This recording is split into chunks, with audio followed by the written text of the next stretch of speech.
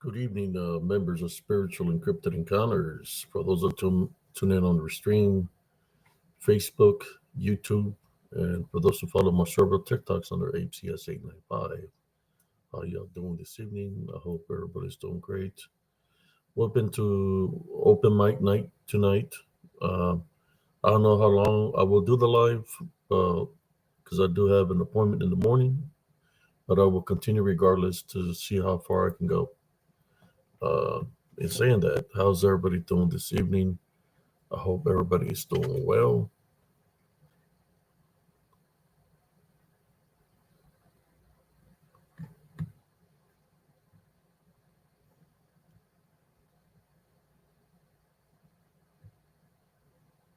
Copy the link.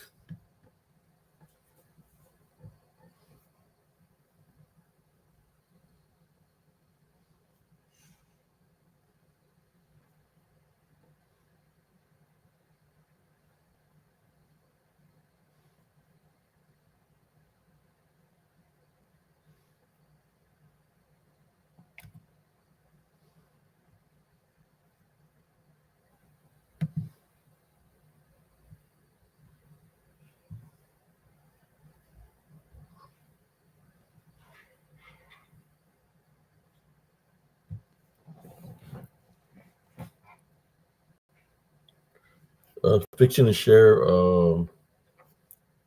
link to all the groups that I'm affiliated with on Facebook. Bear Sisters, for whoever's going to tune in here tonight. Tonight is open mic night. If anybody has a story or an encounter that they would like to share, doesn't matter uh, what it is, spiritual, paranormal, uh, alien, or struggles that you might be going through, that you want to share, uh, that you might need advice, you're more than welcome to click on the link that I'm going to place. So that's the first thing I'm going to place down here for tonight is the link. This link right there that I'm placing up on top. If you click onto the link, you can come in here and share any stories that you like.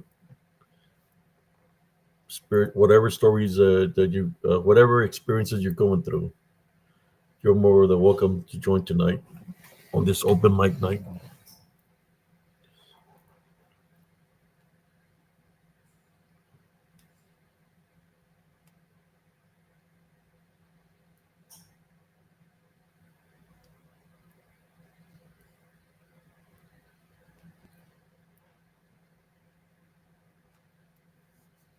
I'm just sharing the link real quick.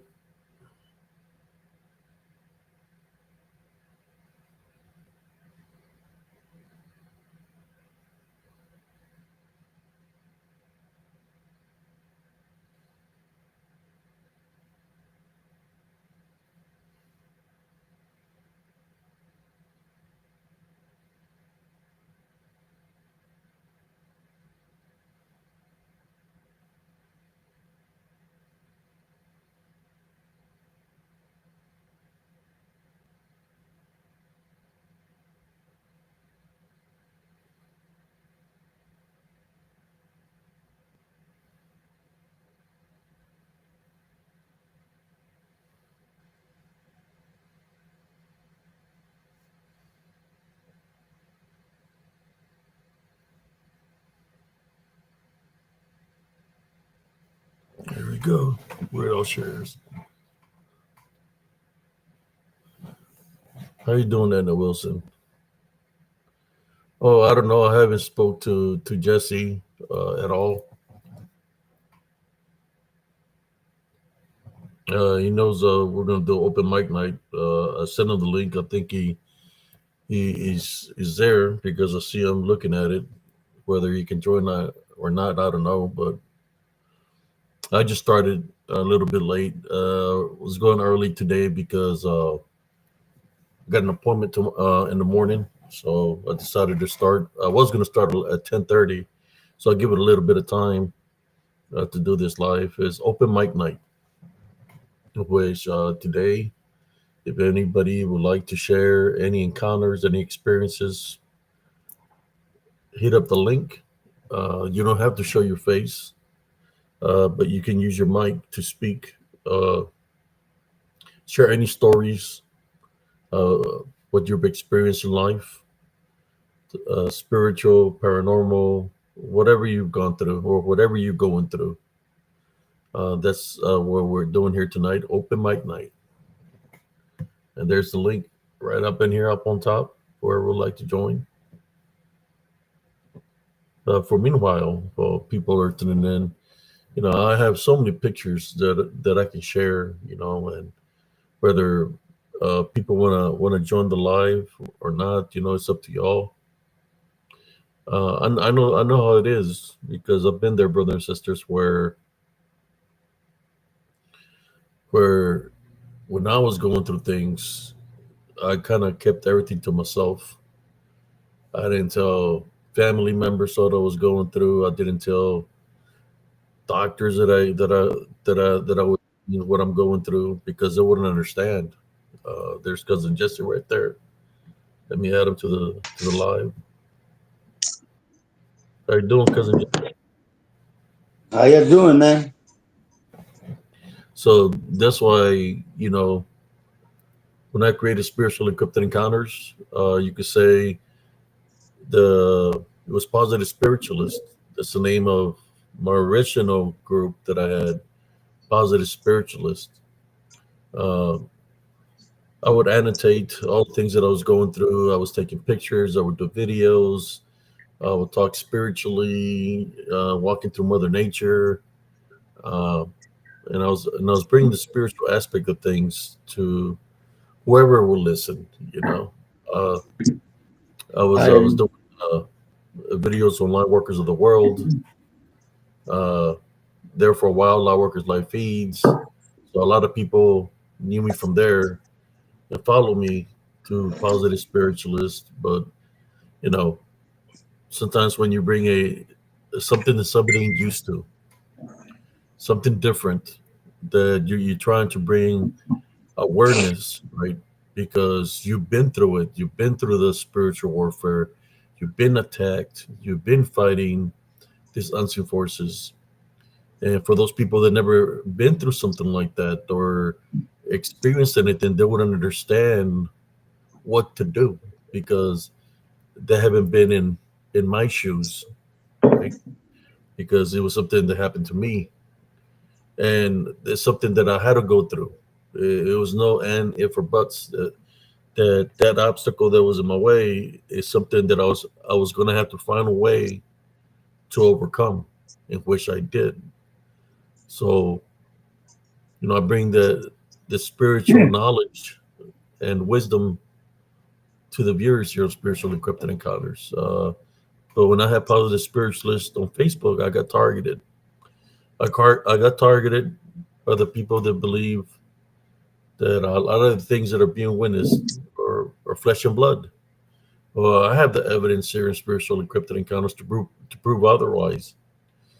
I have the evidence to prove that the things that are out there are in disembodied form, DDN, disembodied demonic Nephilim, and I welcome, have plenty of evidence to prove that. welcome Juan, In welcome which Marisa.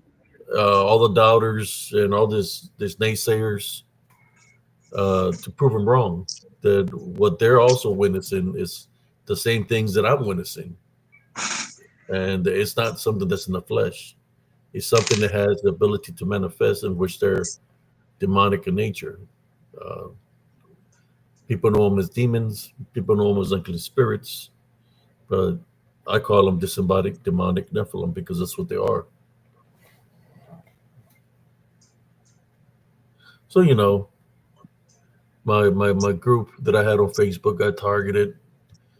They targeted so bad, brothers and sisters, that they permanently deleted all these haters, right? And they were coming from paranormal communities and cryptic community. They all targeted me, and my original Facebook got permanently deleted, in which she deleted Positive Spiritualist. Luckily, I had a backup account, so I had to rebuild that. Uh, so I said to myself, you know what? I rebuilt it, and they kept on attacking. So I said, you know what? Since they targeted me because of what I'm bringing to the table, so I'm just going to name this group Spiritual Encrypted Encounters.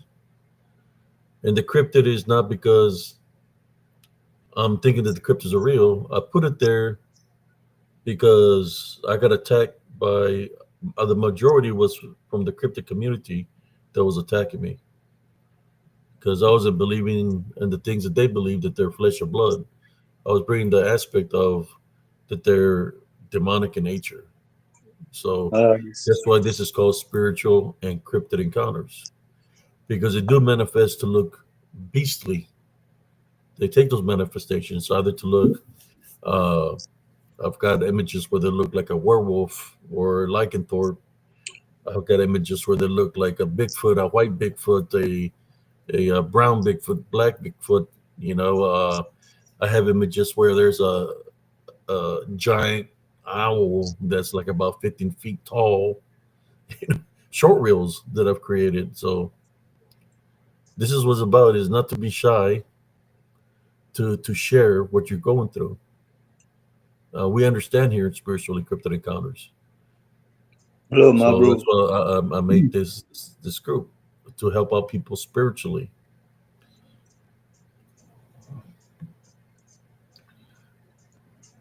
If you look into my YouTube channel, it does say it's a spiritual encrypted encounters, but it also says positive spiritualist because that was my.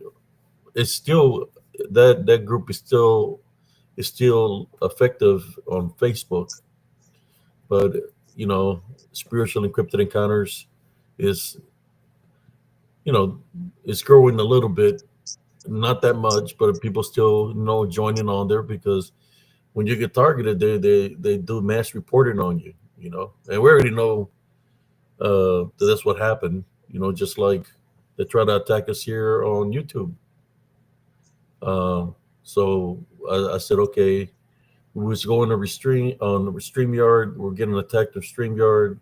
Then I said, okay, let's do this off Restream, and this is where we are right now on Restream. I mean, that's one thing when you're saying something because anybody could say a story or share an experience, but when you have proof, right? Proof that you have the evidence to show what you're talking about, then it's kind of like all those individuals that were kind of against me. What was the saying called, Primo? They start eating what? Cat? Is Yeah. it the saying? No, they start eating crow. There you go. They start eating crow because you have the evidence of everything that I've said. I have evidence of that. You know.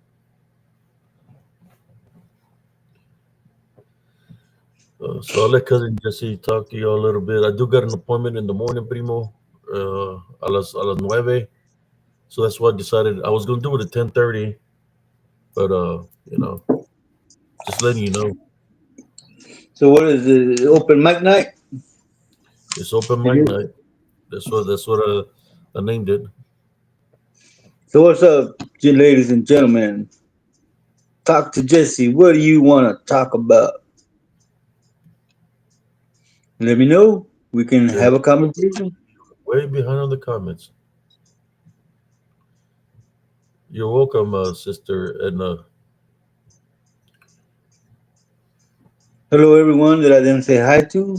I'm saying hi to you now. Welcome to the show. Sorry about last night. My arm started hurting from here, Primo, all the way down to my wrist. And then I was completely out of energy. I'll tell you what, man, as soon as I hit the bed, as soon as my head hit the pillow, I was out. I didn't even take off my necklaces or nothing. They woke up todos embarañados, man. They were all tangled up, man, in the morning. Do you think it was a picture I shared? Yeah, I think so, man. I think so. Because I was fine, dude, and all of a sudden I wasn't. They did that. There was a picture that I shared, I believe, then when I shared that picture, that's what I prayed. But there was a certain picture I shared. Hello, Monica H. How you doing? Which one was it, cousin? Do you remember? Uh, It was a succubus. I think it was the succubus, man, that you just left on there.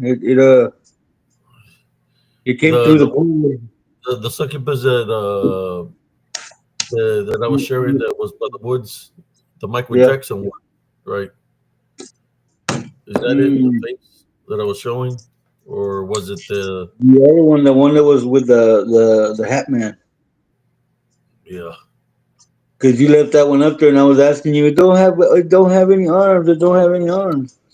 And yeah, man, it came through the portal. And next time you do that, I'm gonna pray and ask the Lord to close the portal to the screen. yeah. So you're saying that your energy got drained by sharing the picture. Yeah, it Uh, got drained real bad, man. I'm telling you. I won't share the picture. I mean, I got the picture so people can see it, but I don't want you to get drained right off the bat.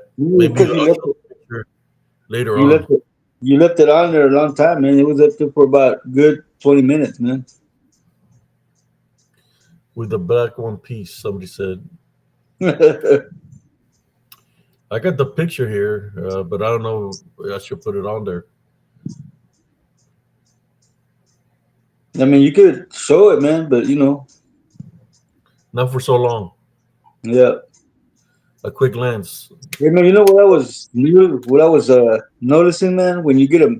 When somebody sends a message on Messenger, why does it say that they sent what did it say that an attachment? They're sending attachments through the screen, man. What I can do share a picture. I went to investigate today. I couldn't go to the other area because it seems like somebody's living out there now, cousin. Uh, What? I want to do an investigation, but they're living on the left side. I was going to go to the other path, and I could hear some dogs barking, and I thought maybe they're rabid dogs, but I could see like somebody's got some kind of tent propped up out there. Yeah, man. This guy had camouflage pants, and he had a shirt. Like he's living in that area, but he's not living on the left side. Where if you go further up, those they attach themselves to you or whatever. But it was hot when we were out there. So we walked a little, and man, I was sweating bad. It was 106. But I do got an image of something that I would like to share. Maybe we can start the show with that. I really have to. There was a lot of interference, cousin Jesse, where I would lose connection. I seen how. I mean, it was like right off the bat. I'm walking, and I feel something hit me in the back, in my lower back, and then my bro felt something too, and his arm got all red, cousin. Oh wow, All his arm was all red, like if there was some energy there. that's All his crazy, hairs were man. standing up, straight up in the air, and his arm, one of his arms turned red, some, Really? like he got zapped or some energy, yeah, or grabbed from the arm, yeah.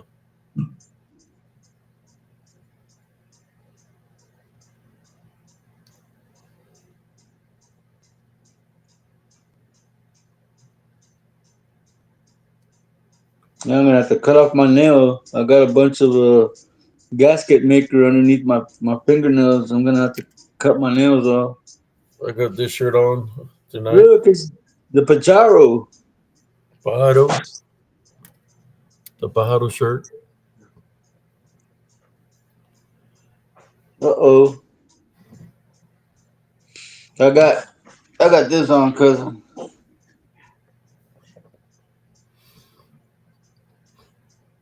Hello, how you doing, bounty hunting bear? Walking with bear, walks with bear. So yes, tonight is open mic night. Anybody got a story to share? You're more than welcome to hit this link here that I'm going to place. You got a story to share? Jump on. Don't be shy. I used to be shy at one point in time. I was when I first started. I'm not Not really. completely out. Was I shy? Yeah, back in the day, you were. Yeah, I would keep to myself. Hello, I've always Linda. considered, I always considered myself like a loner. Just That mind was my the own business, one. do my thing, and not step onto anybody' toes. Let them do their thing. And I was always I was always, if I had something on my mind, I would just go running. I would run a lot of miles. I was a long distance runner, believe it or not. When I was a teenager, I would run a lot. Cousin Jesse will tell you because I would always tell him, "Do you want to go on a run with me?" Not like And nope. Cousin Jesse would say, "Hell no, I don't want to go on a run with you." I'd be running like 20 miles a day in the evening times. I run through the dirt roads, and even then, when I run through the dirt roads, I run into a lot of things out there, brothers and sisters. I do have a story I could share with you of something that happened to me. I want to. This is, I mean, I can share a story, but let me share this picture that I captured. This is from the video me and we want to go do tonight, or this evening, or should I say this afternoon. Uh, what's alarmed me is of this picture is there was a tree branch moving up and down, but there was no air. There was no air out there. And I'm saying, what the hell is moving the branch to go up and down like this, right? Because there was no air out there. There was no wind blowing or nothing like that. So I took a close look at it and I said, man, is that something looking at me that's low to the ground? So I'm going to share that picture here. So this is whoever's you're viewing at the beginning of the show. This is, let me share this picture with you. Yeah, Monica. That what I was Yeah. tell. I told everybody. I learned how to fight, so I wouldn't have to run. Well, the running I would do is because I was in track. Yeah, and man, I was busy smoking and getting my beer on, man. So there Yeah, was I no way was, I I was could keep I up was with trying to you. look up for your cousin in my own way. I was trying to get you to come running with me. Whoever wanted to Uh, come running with me. I think yeah, Joe tried one time, but he couldn't hang. And dude, I knew he's I like, couldn't hang. he said, and he was a boxer, and he couldn't hang with me. Yeah, and I You was, know, I was, all the cigarettes he would smoke to come out of his lungs, so he can be a good boxer. But, you got to build your endurance, to be able to go the mile. You ain't gonna say, okay, I'm a boxer, and you want to smoke, and all the smoke is in your lungs, or you want to go drinking and partying. When you do something, you're gonna give it 100%. Don't well, say don't half-ass it. Give it 100%. I was, You're the master of your trade. So me, I like running. So in order for me to become uh, the best runner I could be, I had to give it 100%. So I oh, run a lot. I was But giving everybody it, do their own. Everybody do their own. I was giving it 100%.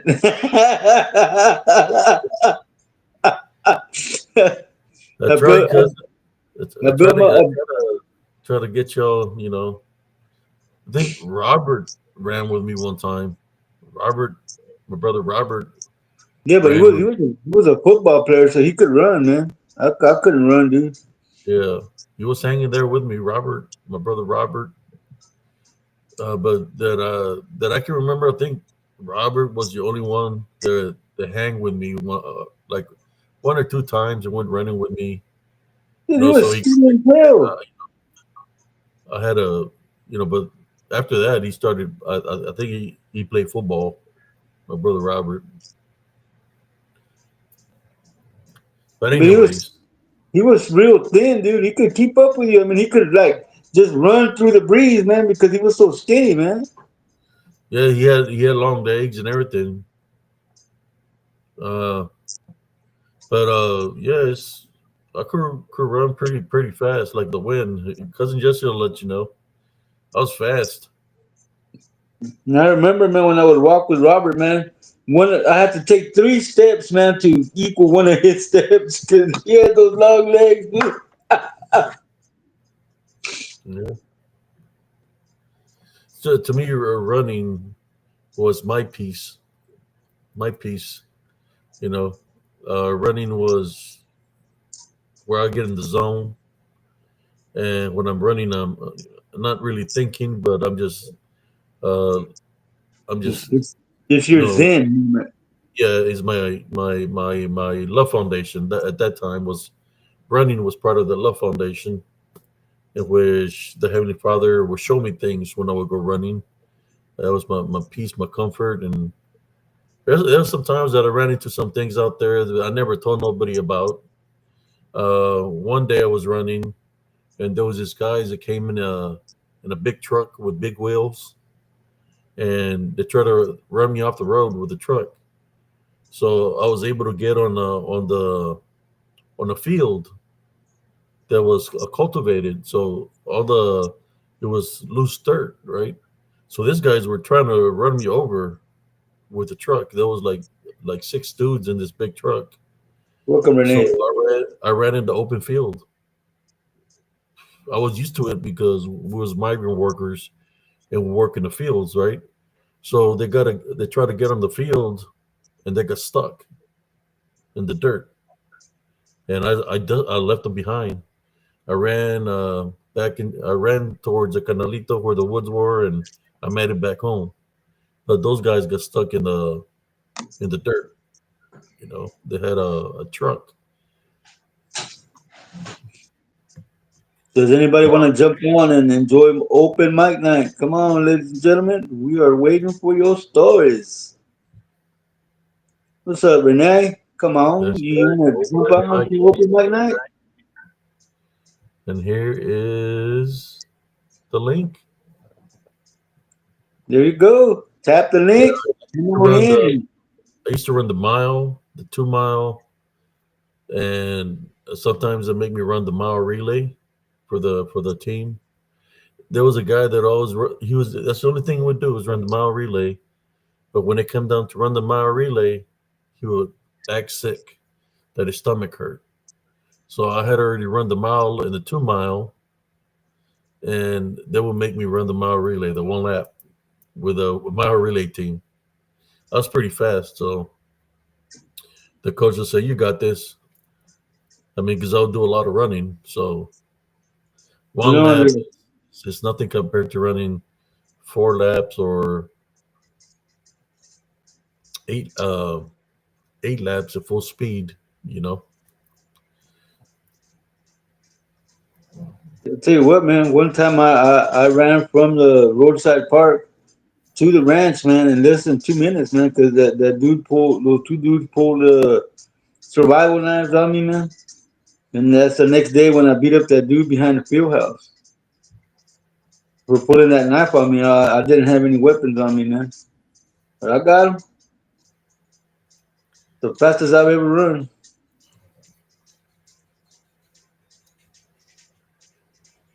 How you doing, Tom Fox? Welcome in. open mic night. Anybody got a experience to share? Tonight's the night, folks. Tonight it's your night. But while y'all trying to debate who's gonna want to come on live and share a story, I got a picture to share with y'all. You know, Go ahead. break the ice a little bit here with the I'll members try of to keep Spiritual Encounters. these members of spiritual encounters. I was a tough guy, Renee, but it was 2 Rambo knives against my bare hands. So yeah, I had to catch him on the rebound, Renee. I got him. I learned a lot more than I knew then. I'm ready for. I can go against a knife with just my hands now.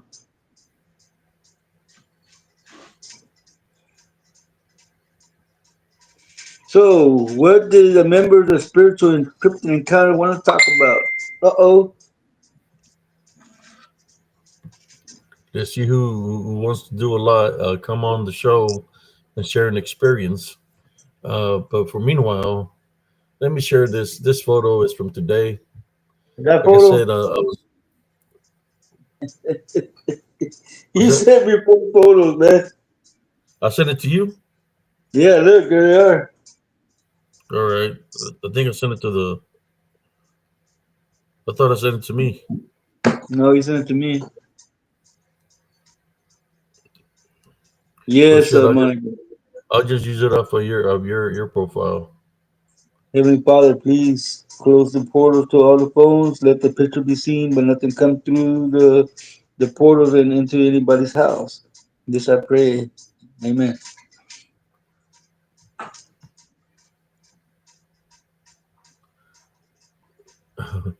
Renee said there was a scary one, the white goal last night.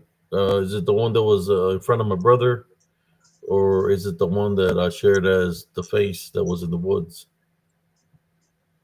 I think it was the one that that was with the Hat Man, the one that was Oh, by your house. check out this one right here. Let me share it with y'all. I think I shared it to cousin Jesse, so I'm gonna go into his. There we go. Aha! There it is, right there. Yeah, you see this? You see this branch here? Yeah. This branch was moving up and down, but there was no other branches moving. So I said, what is making this branch move up and down? And which I will create a short reel where you can see where the branch is moving up and down, but there's nothing there, right? So, because it says there it is, and it's right there, right? So let's take a closer look at it. Wow. I nailed it. Look at that. This branch was going up and down, Hello, and that's Scott Baker. why it's going up and down when none of the other branches were moving, but this branch here was moving up and down. Let's take a closer look. There it is. Oh wow. Can y'all see it now? I Look how see the low. eyes. Look how low to the ground that is, cousin. Yeah, I see eyes and a mouth.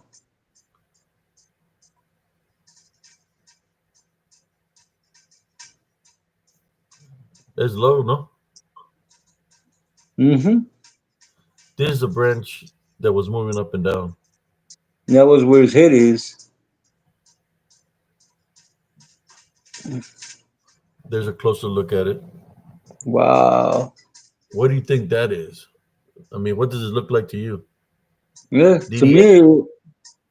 To me, it kind of looks like a wolf. You got the face of a wolf. Yeah, but this is a branch that when I was looking at the video, and I was looking at just regular video. I haven't debunked the video like lower speed yet, but this branch was moving up and down, like up, down, up, down. So I went back to look what is making this branch move, and there it is. What do you think that is? That's a close up of it.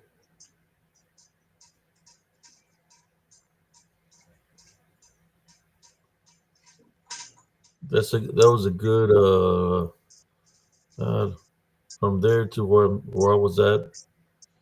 Was it like 20 feet, 25 feet, somewhere around there? Somewhere around there. Almost 30 feet.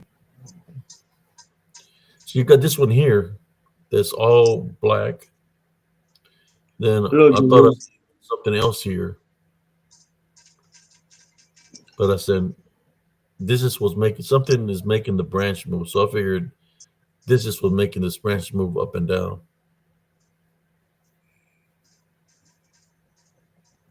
So I'm just sharing it with your brothers and sisters. Tell me what you think about this photo. What color it is, Primo? It, Negro. it looks black, man, but the eyes are like green or blue or green. They're green. The eyes are green. Teeth are white. Hey, welcome in, Joel Burgess. UK in the house.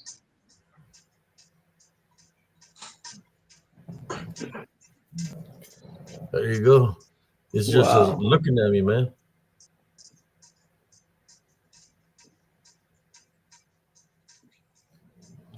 This is just one of the images that I'm placing. Uh, I was debunking the video this evening, and this is the one that kind of caught my attention because in this area, we passed this area, it's like activity started picking up. I mean, I had already gotten hit in the back at the entrance by something, but I captured this image here. There it is. Wow. A closer look at it.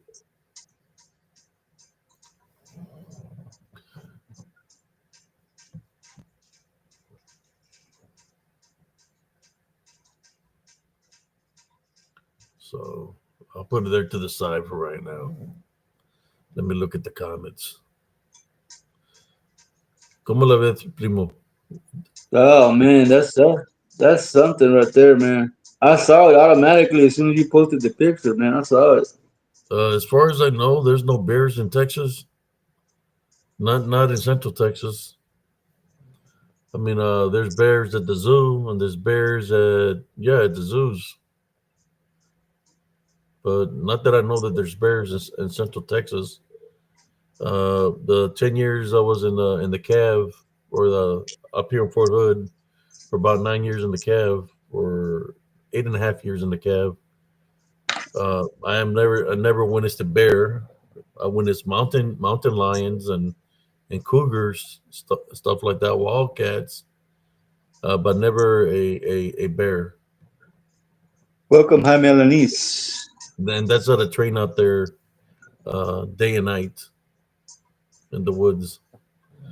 The cougars, they jump on the trees. So if we're in the tank and we're underneath a canopy of trees, you can hear them on top of the trees. Oh wow. I got some stories of that.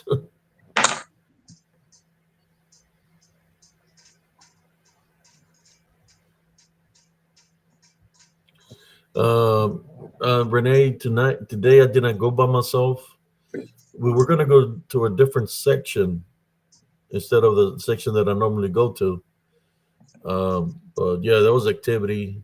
But at the same time, it was 106 out there where we're out there. But yeah, there was activity. You could feel it. As soon as I walked in the path, I got hit in the back by something. On the video, what I do is the video that I did today after the show. I'm gonna upload it on Facebook. I mean on YouTube. That's what I'm gonna do. The video when I want to go investigate, I'm gonna upload it so you can check it out. I got a lot of I'm not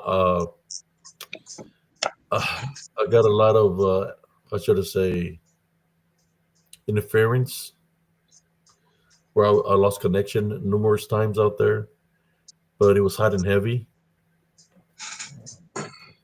How you doing, Ben YouTubing? Welcome in.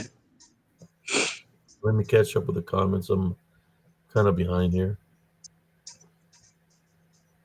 Yeah, that's a real good capture right there, cuz. Thank you, Real good cousin. capture. There was something creepy that happened, and I'm gonna make I'm gonna what I'm gonna do. I'm gonna place the video so y'all can see it. Whoever wants to tune into it. There was a moment there where me and my bro were out there, and you could hear somebody whistling. It sounded like a bird, and I told my brother, "That's no bird. That sounds like a person whistling, pretending to be a bird." And we're listening to the whistle where it's coming from, and you could hear it sounds like a bird, but it's not a bird because it sounds like somebody's making the whistle.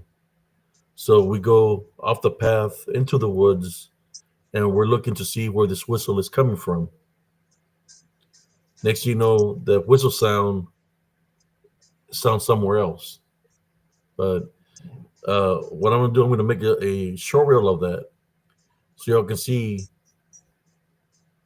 You know, like I said, I've been in the woods a lot of times, so I know when it's a bird, and I know when something is mimicking. That's what I'm trying to say. Something was mimicking a whistle, and it didn't. It wasn't. They're trying to mimic a whistle of a bird. Basically, what I'm saying.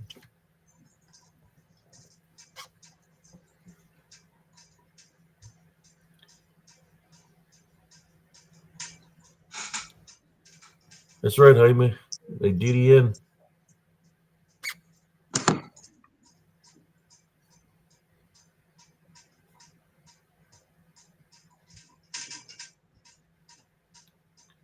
Is there something more standing behind it to the left of it? Let's show the full picture. Okay. Here's the original picture. Do a little, probably this one here. I mean, you could see it off straight up on this one. You could see it, right? You can see it right here.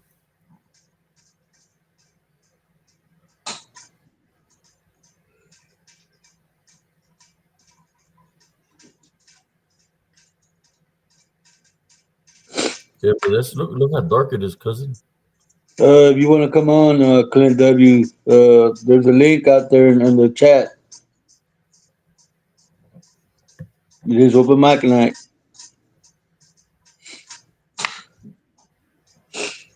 Somebody wants to jump on.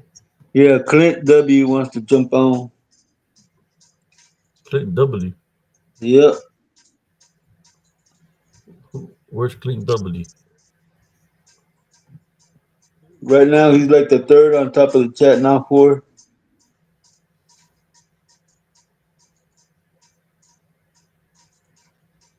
He says he's been trying to come up twice now and haven't been able to get on the talk with the others. Okay, here you go. Here's the link.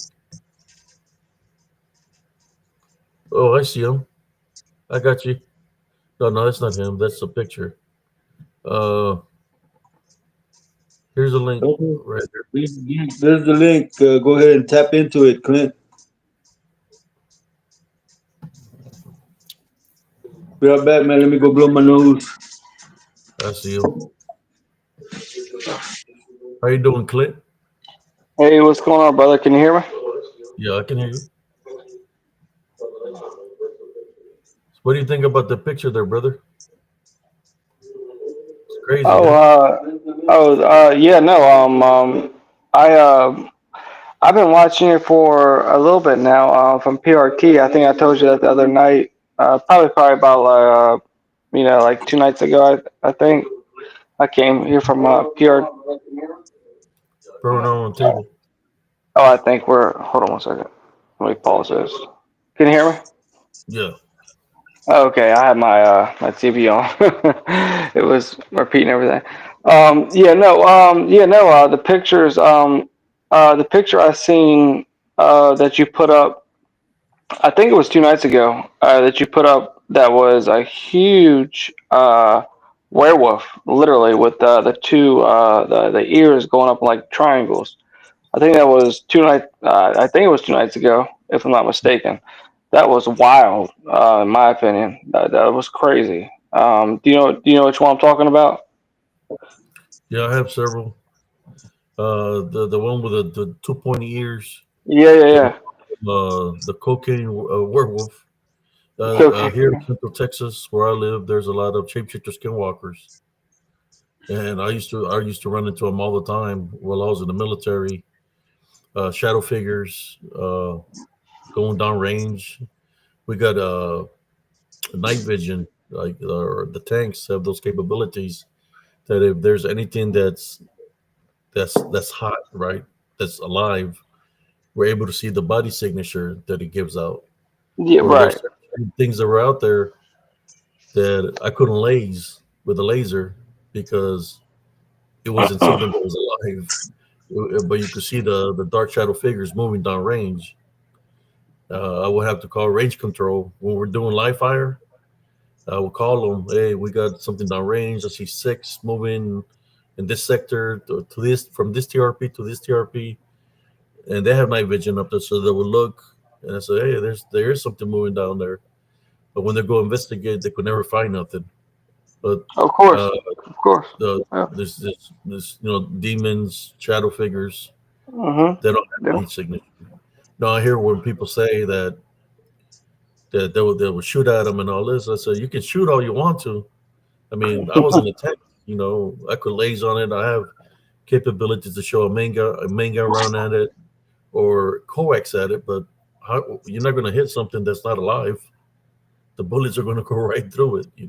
Exactly. So, yeah, I would see Well, the well, that's the same thing I'm sure you know about this back in the Vietnam War when they had the army take on those goggles that were red, and they were seeing demons in the helicopters and stuff like that, and they were infrared. shooting at the other helicopters. Do you remember that? And they had to take those goggles away, the night vision goggles that were red. Yeah, they have the ones we used to have those on the tanks. Um, those those are like to see just to be able to see at nighttime. Uh, but the ones in the tank that's more precise because it's got different filters, different pixels that it gives you a different way of being able to how should I say, if something's cloaking, you got different filters to be able to ID what it is. But when your filters don't work and it's still the same dark shadow, that means that it's something that's not alive. Hmm. That means that it's something that's in spirit or something that's moving out there that you don't know what you're dealing with. You don't know if it's a dark shadow figure, a demon, or a Didion, or Nosferatu. Anything that's made out of dark energy Yeah. or dark spirit, unclean spirit that has no heat signature. So if it has no heat signature, you can't do nothing to it because the bullets will go right through it. So Yeah. yeah, Yeah. No. they have all the capabilities. Around here, where I Inability live at, what's that? in the tank. Sorry. Yeah, go ahead, brother. Oh no. So I live in Maryland, and when I was younger, I've had my dad's friends and all of them talk about the Goat Man all the time, and I never really took it serious at all. Because I was a kid and whatnot. But watching your channel and Josh's channel, Wolf, I learned a lot as far as the Wolf Man or Dog Man goes, and stuff like that. But I, I have been on maybe three or four other channels as far as coming up as guest, like I am now, and I've told my stories from what I experienced, mostly within sleep paralysis and night terrors, but also people have asked me the funny thing is I had to go to my daughter's school last year, and she's in sixth grade, and I had to talk to them about a fight she got in or whatever. And I talked to the officer, and I talked to one of the main people there at the school, like principal, and and I ended up preaching to him and doing like a whole sermon to him, because I've been through so much things, about all the stuff I experienced. And one of the main things, obviously, is I actually met Jesus. I had a near death experience and whatnot. But before I get there, touching on the topic that we're talking about, that you talk about as far as the werewolves that you see and stuff like that. Um, when I was so I'm 34 now. When I was about 14 years old, I lived in a neighborhood called Strawberry Hills, and we had about 5 families that we had. I was the younger brother. My older brother was a part of the older brothers group, and then we had the younger brothers group. Which about 3 years apart, something like that. So there's a bunch of us, and they all ended up. A lot of them, well, most of them, ended up unaliving themselves. And I figured out that they were, in my opinion, that they were possessed or oppressed or something, whatever. It doesn't matter because they did what they did. And one night when I was in um, a guy named Charlie Estes, I was in his house, and his younger brother was my best friend. So he was my brother's age, which they were best friends, but we were still all friends, obviously. But I was staying at their house, we'll say. And what happened is we were on the couch in the den, and then next to it was the living room.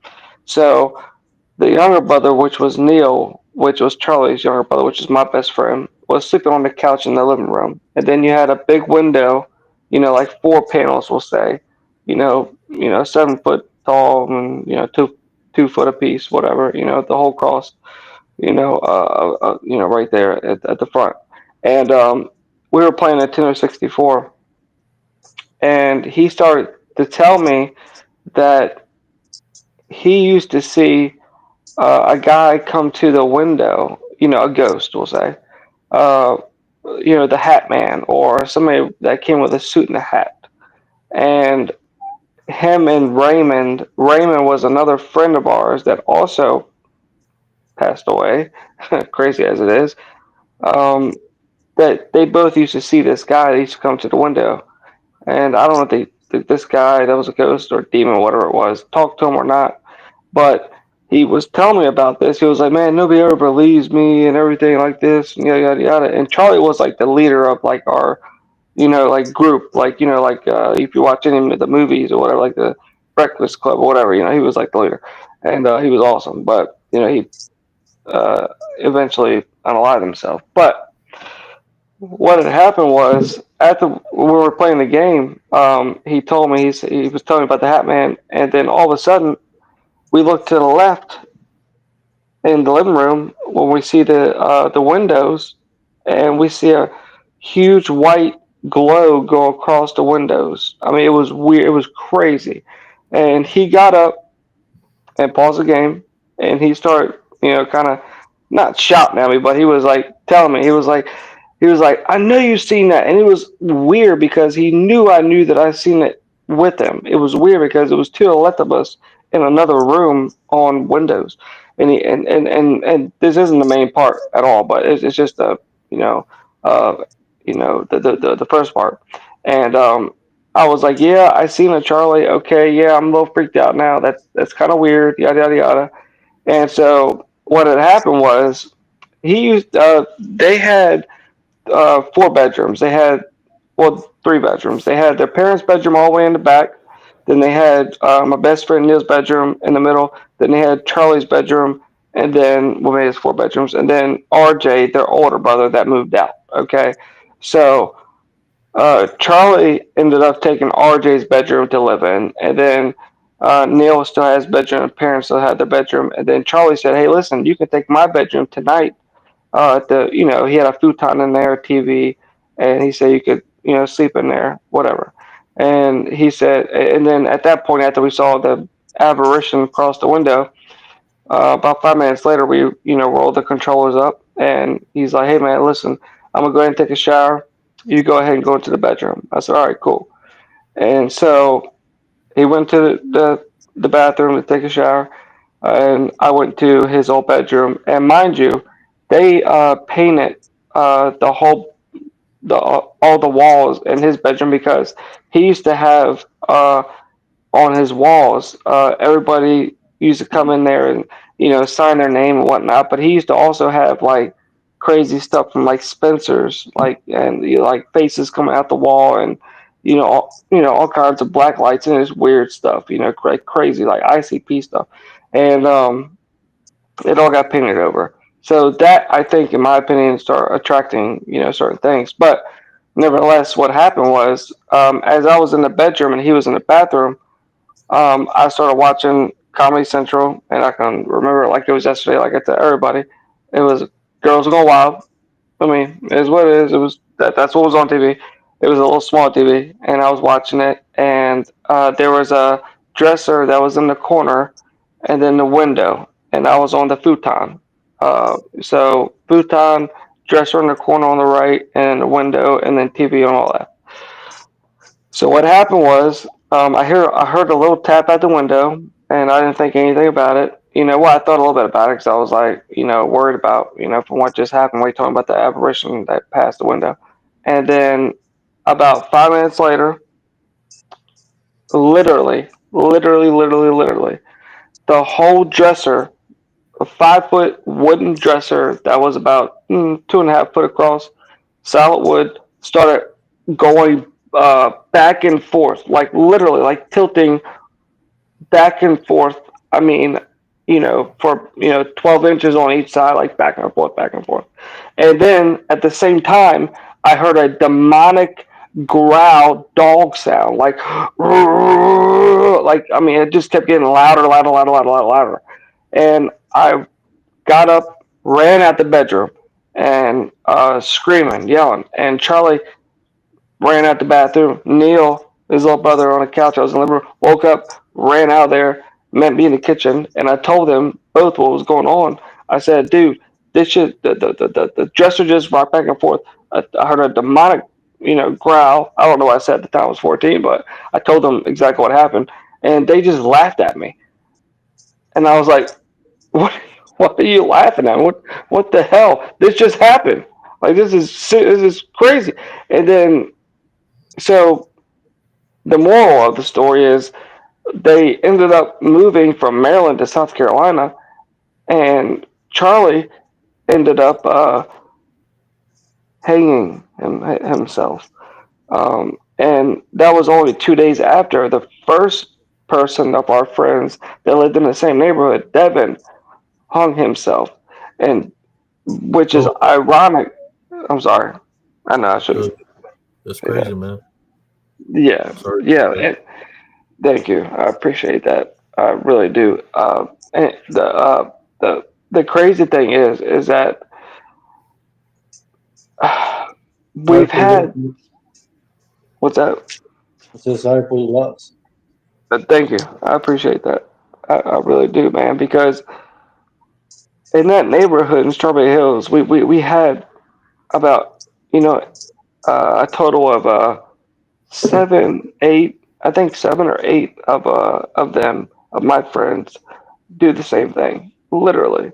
So there was a bad omen that went around, and my brother almost suffered the same thing, which he overdosed. But we prayed, and he was in a coma for 2 months in a hospital, and I prayed and prayed, and we all prayed, and they told us that he was going to be a vegetable if he woke up or if he got out of whatever he was in, and we prayed so much, man, that he eventually, literally one day, just got up out of the bed and was 100%, except for his legs. He had to train his legs to walk again because the coma messes with your muscles and stuff like that. So, but he survived. My brother was the only one that survived out of that whole thing. But he had went Mhm. to my brother. But I'll get to that here in a second. But like I said, that all happened. They laughed at me. 2 years later, they moved to South Carolina, and Charlie ended up hanging himself. And that was 2 days after the first person, which is of our friends, Devin, hung himself in Baltimore. Which, ironically, like I said, that was back in 2008. And my daughter, that I have full custody of, by the way, she was born on May 16th, 2012.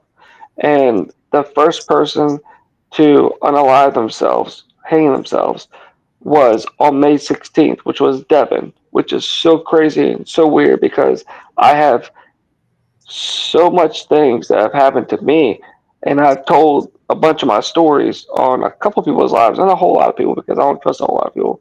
But I can't want to hear because I know the what you go through is real, and a lot of people don't believe you, and I'm kind of the same way. And I tell everybody that I can that Jesus is real. I've met him, and I can tell you that story as well. But I've also been tormented and tortured by a lot of demons through sleep paralysis and night terrors, the whole 9 yards. So that was just a prerequisite, I guess you could say, as far as all my friends, doing that to themselves. And it wasn't always just hanging themselves. It was also, other things too. And it was a couple And people in the how old were your families. friends What's when that? this? How old were they? A teenager? Um, yeah. So at that time, let's see, when that all happened, when all that went down, they were probably 20 to 21 years old, and I was about 3 years younger than that. So I was about 17 when it all started happening. Wow. And so yeah, at first it was Devin, then it was like literally I called Neil up because I was working at Dollar King at the time, and when Devin hung himself on May 16th, my daughter's birthday, before she was even born, which is crazy, because I have had all these other experiences. Um, I called Neil, which is Charlie's younger brother, 2 days later after Devin did that, and they were living in South Carolina. And I said, "Hey, bro, did you hear about Devin?" He said, "Yeah." "Did you hear about Charlie?" I said, "No. What do you mean?" And he said, "Well, he hung himself too." 2 days later, May 18th, 2 days later. Did And then, yeah. was there anything like did they ever mess with like a Ouija board or anything like that? Like To be honest with you, I don't know if they did, but I want to say yes because you do know what Spencer's is, right? Like in the mall, you get Spencer's, yeah, like you get black lights and posters. Yeah, so he literally his whole room was decked out with. I mean, if you could literally, if you could take everything in Spencer's and put it in his bedroom, that was basically his bedroom. I mean, literally. So I wouldn't doubt the Ouija that board was involved in that because it was yeah, there. yeah, I yeah, know. I got an image, man. You saying the stories, and I got an image yeah. of fingers. I don't know if Yeah, yeah, yeah, he yeah, yeah. broke burn, like maybe he was trying to loose himself. One of them, something with their fingers. Uh, like So the yeah, so wow, that's crazy. I'll tell you exactly what that means. The first one, which is Devin, he was uh uh he was in a band and he was the main guitar player. So I think that's where the fingers are coming from that you're thinking of. He was in Baltimore playing in a band called Semper Fi, and I know it has to do with the Marines, but he was the main guitar player there, and he was obviously his fingers to play guitar, but he used his guitar strap to do the hanging. But yeah, he used his fingers. That's probably what you're thinking of. Wow. That's yeah, I what I see think. those fingers that are image of the fingers that were badly. Guess I don't know if he was trying to got second thoughts after he did it, but markings on the fingers. Okay, right. That's what I was seeing. Right, right. Yeah, and that actually sounds. Yes, Uh, sometimes like when I'm listening to a story, I open up myself just to sense and things are shown to me in that nature. But it's part of the spiritual gift of discernment. Yeah, Definitely, and I'll tell you this as well. So after Charlie had did what he did, I was very connected to my, because they were all my friends, to him and to the five other people, that were my friends in that same neighborhood that unalived themselves or, accidentally, got unalived and whatnot. It was about 7 or 8 of them now, I think. Same neighborhood, which is crazy. And but I've had so much demonic dreams, night terrors, and sleep paralysis. My dad had to save me one time, in this very space that I'm in now. I had a sleep paralysis attack where I was What state on is this in? what's that? What state is this? Uh, Maryland, Maryland, Maryland. Maryland. Yeah, I've heard about Maryland. A lot of activity over there. By a lot of people. I've heard some crazy stories from Maryland. Yeah, I'm in what they yeah. So I'm in what they call Southern Maryland in Charles County, which is about 30 minutes from DC, basically.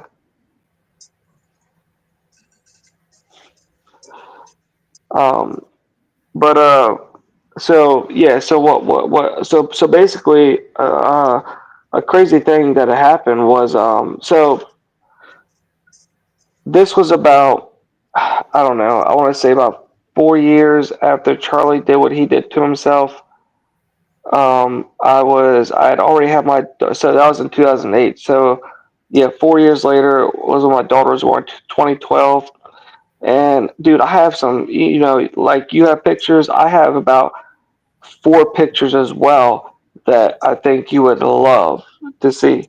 I have a picture of a cross in the sky after my grandmother passed away, and she was a staunch Catholic. Of a cross, literally in the sky, literally. I have that, and it's very popular. I also have uh, let's see, what was the other pictures I have? Well, a picture of my daughter when she was about 6 months old, and I took two pictures, literally two pictures, um, and when she was 6 months old. So I guess it was be in the middle of 2012 of her sitting in the living room and the TV in the background. And the second picture I took, uh, everything in the TV, all the colors, everything, literally came out the TV like this, like you could see angels or people or something out the TV, out the TV. And if you give me somewhere to send them to you, I'll send them to you so you can examine them because I've got them examined before only by one other person really that was in photography, and he couldn't explain it at all. It's crazy. Um, and I have a couple other pictures that I posted on my TikTok, and I don't know, not too long ago, but it's a S in the sky, and it's a wing, it's all, black. It looks like black smoke in the sky, huge black S and a black wing, and on the other side, it's almost like a wing as well. And I think it was Satan trying to probe me, in my opinion. But I have that all posted, which is crazy. But um, during uh, 2012, 4 years after Charlie did what he did to himself, I had a dream. Okay, the dream was I was on a grassy knoll with a stream in front of me, like living waters, the waters of life, and then behind me was like some woods and whatnot. But it was just a real pleasant area where I was at. And Charlie appeared, right? And I got to talk to him, and I was asking him if he was okay, how you doing, and we hugged, and he was like, yeah, I'm good, yada yada yada. And the main thing he said was, he says, I'm about to get my wings, is what he told me. Now, the significance of this is that my dad used to own a bar, and I used to bartend. I used to cook there even before I used to bartend. I was 14, 15 when I was cooking in the kitchen. And when I became 18, my dad let me bartend at the bar. Even though you're probably supposed to be 21, but he let me do it anyway. Because I knew everybody there anyway. So it was awesome. And um, this guy, Dwayne Newman, he was like a proctor. I don't know if you know what that means, but he was like a mixed guy, and he was a cool guy. And he's coming all the time, drink Heineken. But what he used to do is he used to always go to the lottery machine, and we used to always have to print them out 50 to 100. Pick one, pick three, pick four, keynote tickets. Whatever. I mean, all the time.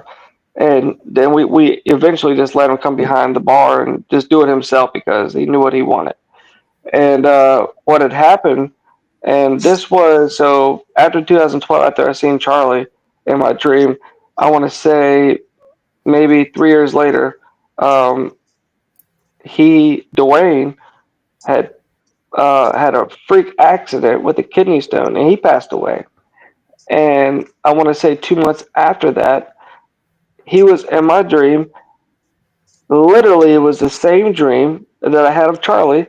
I was on a grassy knoll with the stream in front of me, with the woods behind me, and I started talking to him, said the same things I said to Charlie in that same dream, hugged him, and he said, "Hey, don't worry, I'm about to get my wings." Like, like an angel, I guess. I don't know.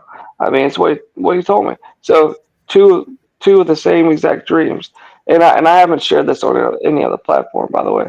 I'm telling you this for the first time. Um, uh, but um, but and I've had a dream. Me and my daughter have also shared a dream before, which was a nightmare, actually, kind of a night terror that was real.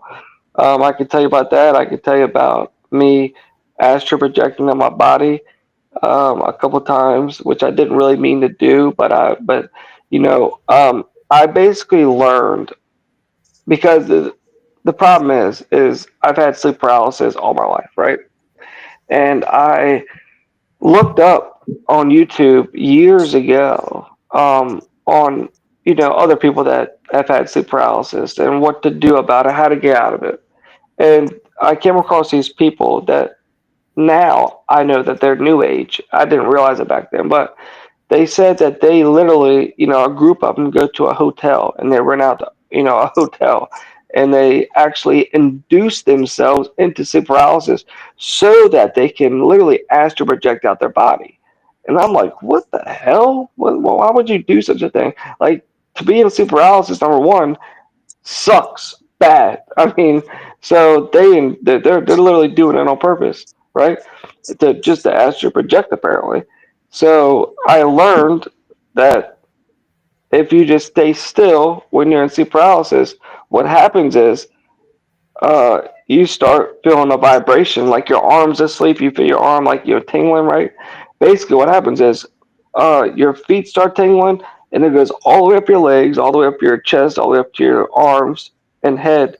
Your whole body starts tingling, and then after that happens, your spirit. I don't want to say soul because I don't think that's the right term. Your spirit comes. I'll tell you what happened. What happened to me is I actually did it, which I know it's the legal way to enter the spirit realm, which is not good. Which God warns against, but I did it, and basically, what happened was after the vibration, my spirit sank down through my bed, and I went to blackness, and then I popped out on the other side of my bed. And the first time I did it, I actually went outside of my door through my bedroom and went into my daughter's room, and I seen this black lady that had white paint on her face, that had feathers like on her head, and I figured out that she was a witch doctor, and she screamed at me, and it basically I basically jetted like real fast, like back into my body, and then I woke up. That was the first time, and that was a spirit that was trying to torment my daughter. And later on, um, when I have told this before, that me and my daughter shared basically a night terror together. Um, Basically, what happened is in this dream I was having, I was in my old middle school, we'll say, because it was the background of it was, anyways. I was in the cafeteria, which is doubled with a stage, and in this dream, there was this little girl that was, I want to say, about 6 or 7 years old or something like that, or 8 or 9, I don't know. And she told me to go on the stage and to make a speech about how I'm the baseball, champion or whatever, and to talk about how I did it, how I'm thankful, whatever. And so I got on stage and I started talking in a microphone that was on stage, and all of a sudden, to the left of me, these two tall white beings walk in. It was a male and female. They were both about 9 foot tall, with long white hair, and they had all white garments on. And they started talking to the girl that told me to go on stage, and they started arguing back and forth. And they started talking in a language that I don't know. I didn't know the language. I think it's a demonic language. And the guy looked at me through, like just looked at me through his eye, and his eye changed from a human eye to a serpent eye. It was all yellow with a black slit. And then he turned back and started talking to the girl and whatnot, the little girl that was sitting down. And so after it was all said and done, I guess they got done through talking and whatnot, and he grabbed my arm like almost like a vice grip, and started pulling me down off the stage. And then him and that other tall white girl, they started walking back to where the doors they came from. That at the top of it said exit, and I know so I've had so many experiences, lucid experiences and dreams, that I know how to wake myself up a lot of times. Or if I feel like it's so scary or whatnot, I know how to, wake myself up, I guess you could say. And sometimes I get stuck in sleep paralysis when I do it, or sometimes I just wake up. But I was so terrified that I was like, this has to be a Uh, dream. When I when you was, wake when you wake up, do you ever type and rebuke the things that you were seeing in the dream? Do you like have you seen a succubus or incubus or like that image of the woman? Do you pray throughout your house or do you place like yeah, yeah, doorways and windows to keep the unclean spirits or negative energies out of your home, or you just wake so up and yeah, evaluate situation? so that was when I started having all these demonic encounters. I was living in my grandmother's house, which was um, up to 2 years ago, because now I live with my mom now in her house, and that was all happening over the course of 10 years at my grandmother's house. And my grandmother had always told me she had a ghost in her house that she named John. But all that crazy stuff happened at her house, but I also had experience here when I wasn't living at mom's house. But no, I did not do that because I didn't know what and how to do it. But now, yes, I do, because I learned how to use the Holy Spirit and the Holy Fire. And, I pray for a hedge of protection of the Holy Fire around me and my daughter and everything, in my house, and to fill my house with the Holy Spirit and the Holy Fire.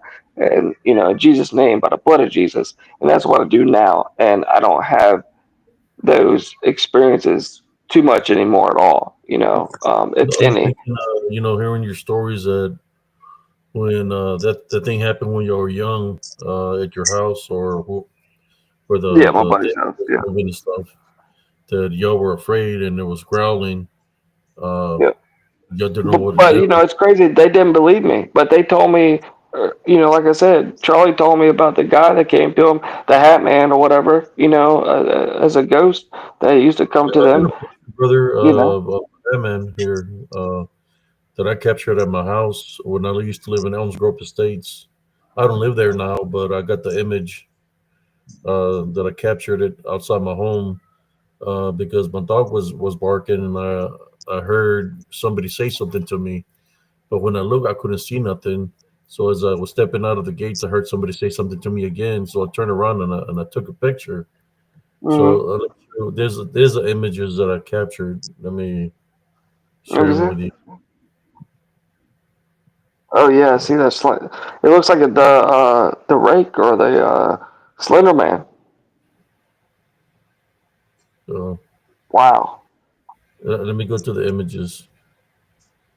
I got a different feel. Different. Right here is my Chevy Silverado truck. The steps are over here. I stepped down. I heard somebody say something to me. I turned around. There was nobody. And as I stepped out the gate, I heard somebody say something else again to me. So I turned around and I took a picture. But there he is. Just pretty tall. Just all Yeah. is all in black. Uh, I got, like I said, different filters for those that so you can see the different looks of it. Where it's standing. It's even got a, what do you call those, cousin Jesse? One of those stovepipe hats. Yeah. I see the weed he's smoking makes him eyes real red. Look at the eyes. They're like red. Yeah, the Hat Man normally has red eyes, brother and sisters. Some people say that the Hat Man could be possibly Jack the Ripper, that he's like a time traveler, and that's what he does. But to me, the Hat Man is kind of like a soul collector, like a soul reaper, because sometimes the Hat Man has been spotted with whether succubus or incubuses. He's been spotted with hellhounds and any beings that have red eyes, right? So there, it's kind of like a soul collector of sort. You can Right. see the face and the red eyes up there is standing pretty tall, and he wasn't by himself Wow. that night. The other picture that I have is from the other side of the truck, and cousin Jesse, I showed it last night, and he wasn't feeling too well. But I guess that's a pretty good image of it right there. You know, you got like energy, but I have an image of what I believe is a succubus that was Yeah. on the other vehicle. Yeah. Yeah. And it's I actually had when you yeah after you tell me your experience about that, I have a go crazy ahead, bro. experience with the I was succubus. just sharing the picture. Okay. You can the floor is yours, Ben. I was just showing you a picture of the Hat Man Yeah. it was Yeah. like Yeah. around 2:30 in the morning. My little chihuahua was barking, and normally when he would bark, it's telling me that somebody's outside because he was Wow. very intuitive that he knew that there's somebody outside. And as I stepped down the steps, I heard somebody say something to me. I turned around, I couldn't see nothing. When I stepped out of the gate, I heard somebody say something right beside me. So I turned around and I snapped a picture. I ran around my truck and I'm there, and all my hair stood up. And I snapped another picture. And I believe that's the picture I shared last night. And cousin Jesse kind of is got his energy zapped by it because he's saying that probably that right there, brother, is a possible succubus because I told him that I believe there was a succubus that was attacking me at the time. But I Mm. got a picture of her. If you want to check it out, I don't know, it's up to you. I don't. I know you've been through a lot, and I don't want to show something that I don't want nothing to affect anybody. Let me see. I don't even know where I left in the shed here. How far am I back? I'm trying to catch up to the comments. Um, so let me show you. I'm just want to show what was on the other side of the truck, real quick, and let me take that off, and then you can continue with your story.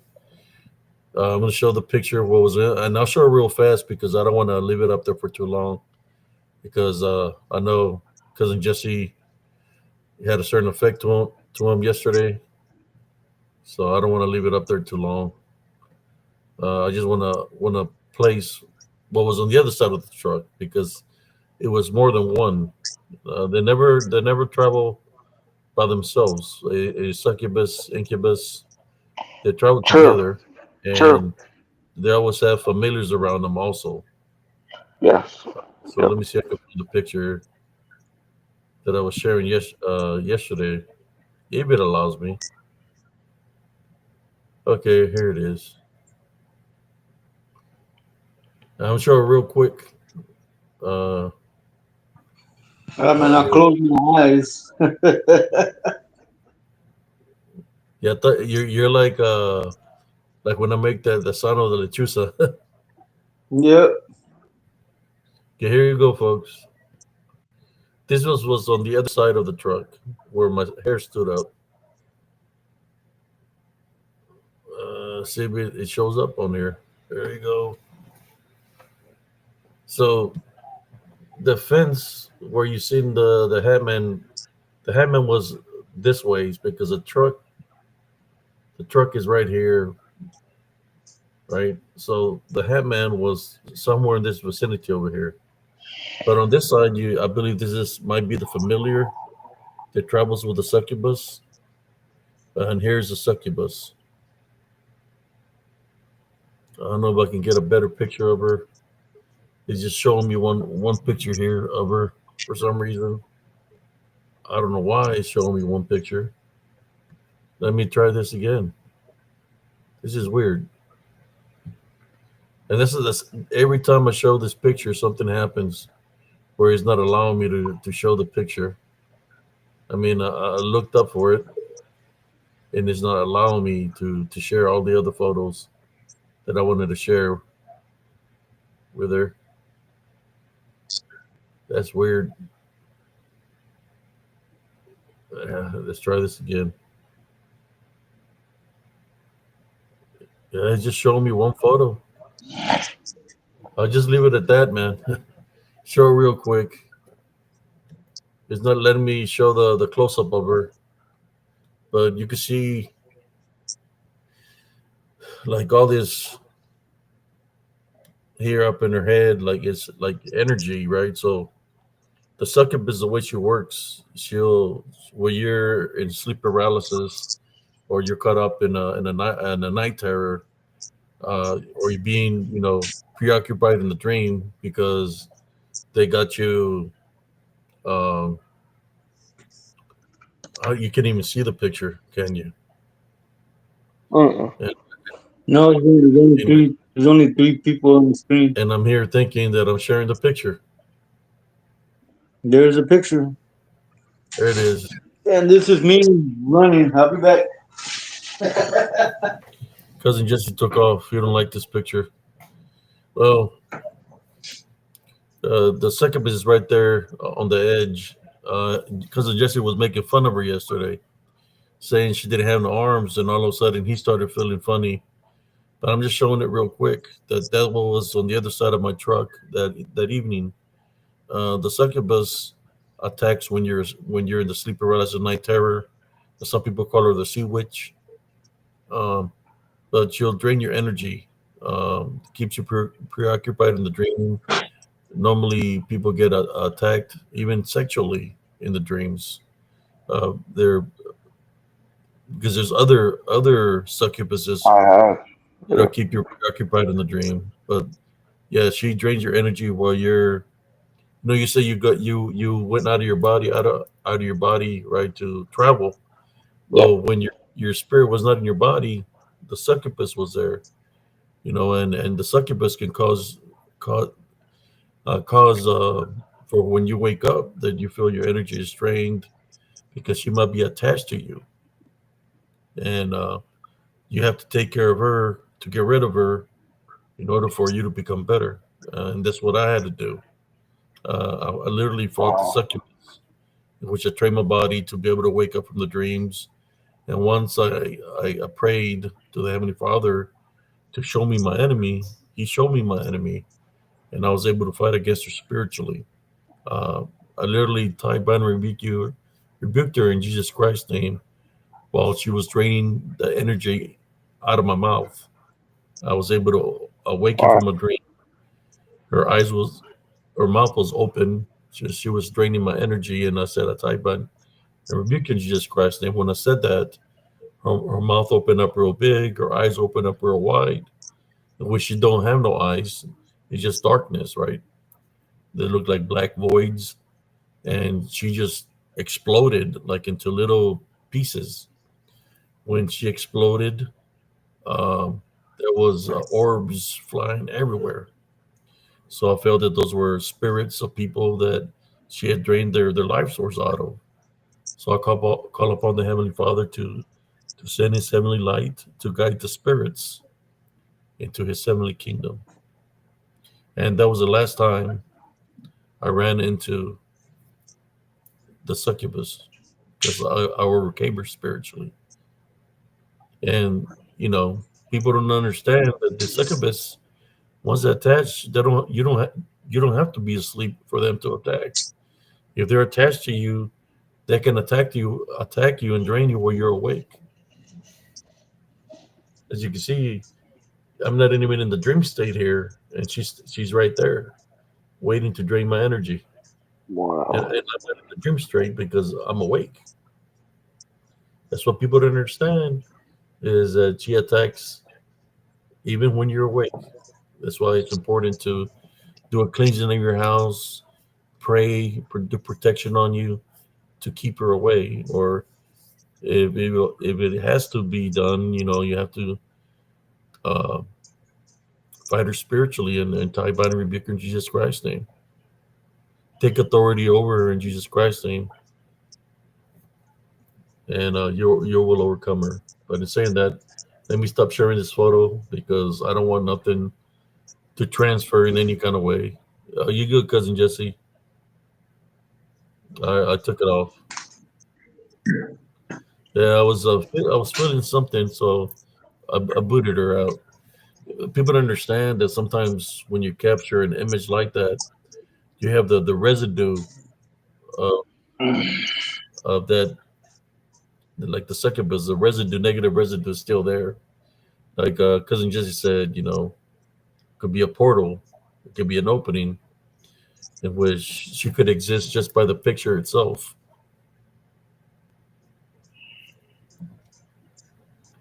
So let me see here the comments. So the floor I'm behind the floor is yours again.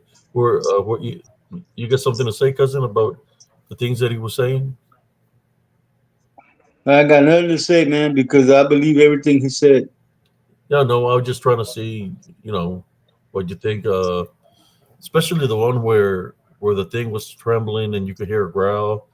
I believe that because I used to hear all that kind of stuff when I was growing up. When I was battling the brujas, the witches, that will come to our house, that will cause all kinds of havoc because there were summoned things to come and try to attack us, and scratchings, growlings, banging on the walls, running on the roof.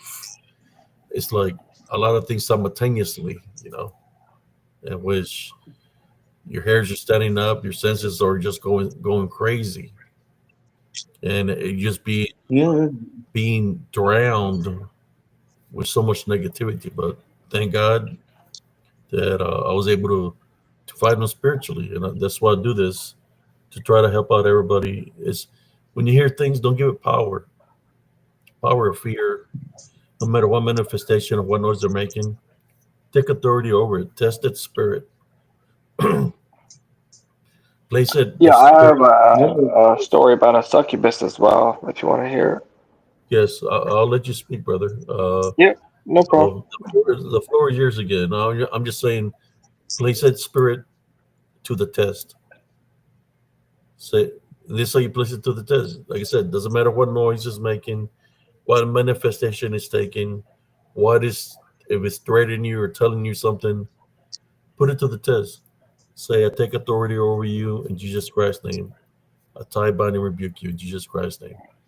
And you're gonna Right, see that right. it's disappear. Either it's gonna be a puff of smoke. If it's demonic, a puff of smoke. It's gonna smell like sulfur, like cousin Jesse says, like rotten eggs, or Yeah. it's gonna disappear and it's gonna leave a pestilence smell and black goo behind, because that's what I witnessed as I fought on spiritually. in Elms Grove. That would happen. I'll see a manifest in my restroom. I type on to rebuke it. Next thing you know, on the floor, there's black goo on the floor. There's black goo on my sink. Black goo everywhere. Black goo in my shower. You know, Wow. Oh, oh. there was look my all my hairs are standing up right now. Just talking about it, man. I threw up black goo before. Yeah, I know. Yeah, so they leave black goo, and that's what, and it's just nasty smell, man, that they leave behind. You know, the black goo is literally like pestilence. So there I am mopping it up, trying to keep my house cleansed, right? There was a saying in Spanish, cosa mala, I mean, casa mugrosa, cosa mala, casa limpia, cosa buena, which means a dirty house will bring bad things. A clean house will keep your house, uh, a clean house will bring good things. So that's another thing, you know. People needs to keep their house cleansed at all times because these unclean spirits they will hide. They'll find a way to hide somewhere, and they love dirty homes. They love homes where there's chaos and havoc, especially if people are arguing and stuff like that. That's what they feed off. Things like that. If people are on the wrong road or wrong path, they'll feed off of that. You know, that's what they'll do. But in saying that, I'm gonna give you the floor, brother, back, and it's all yours, Oh, okay, me. brother Clint. Yeah, yes, sir. Yeah, so basically, so when I was, I think it was maybe 2 years ago, I would say, I had a horrible, horrible super experience. And I've had several others, but this one kind of takes the cake. Basically, I was visiting my mother, and I basically stayed the night in her basement, and she had a couch. And the couch, the way it was laid out, was basically when I was, laying down, fell asleep. The air duct that was directly over top of me, so it was blowing cold air, basically in my face. And it was around 10 a.m. in the morning where I woke up to sleep paralysis. So I was stuck in sleep paralysis, and I had that night beforehand. I for some reason had four open like Gatorade bottles, or like like a cup with tea, a Gatorade bottle, and like two other things that were just open, like just on the ottoman next to me, like a nightstand, but it was an ottoman. And what had happened was when I was in sleep paralysis, I woke up, sleep paralysis, stuck, couldn't move, anything like that. My father was still living here at my mother's house, and they were still together at the time. And my father had just happened to be leaving to go to work. Now, right before he came downstairs to the kitchen while I was in the basement, um, what had happened was I started, I was in what I call the in between. When you're in sleep paralysis, you start seeing all kinds of things walk around and everything like that, which I started seeing basically demons shapeshift into my old friends that were dead, that started walking up to me and walking on top of me and over me and everything like that. Now, the main thing that happened was after that, I kept trying to get them to pick me up, because I trained my whole family that when I have sleep paralysis, if you hear me just whisper a little bit, that they know that I'm in sleep paralysis, to literally pick me up, throw me, do whatever you have to do, just get me out of sleep paralysis. But I had nobody there. I was by myself. I was stuck. So what happened was after the people started walking over me, the demons walking over me, and basically mocking me.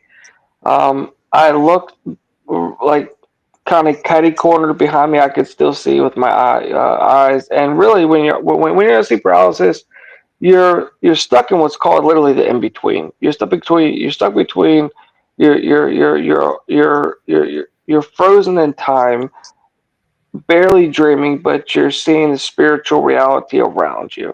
And what I seen was the stairs that were literally catty cornered behind me, but I could still see it. And there were four entities on the stairs.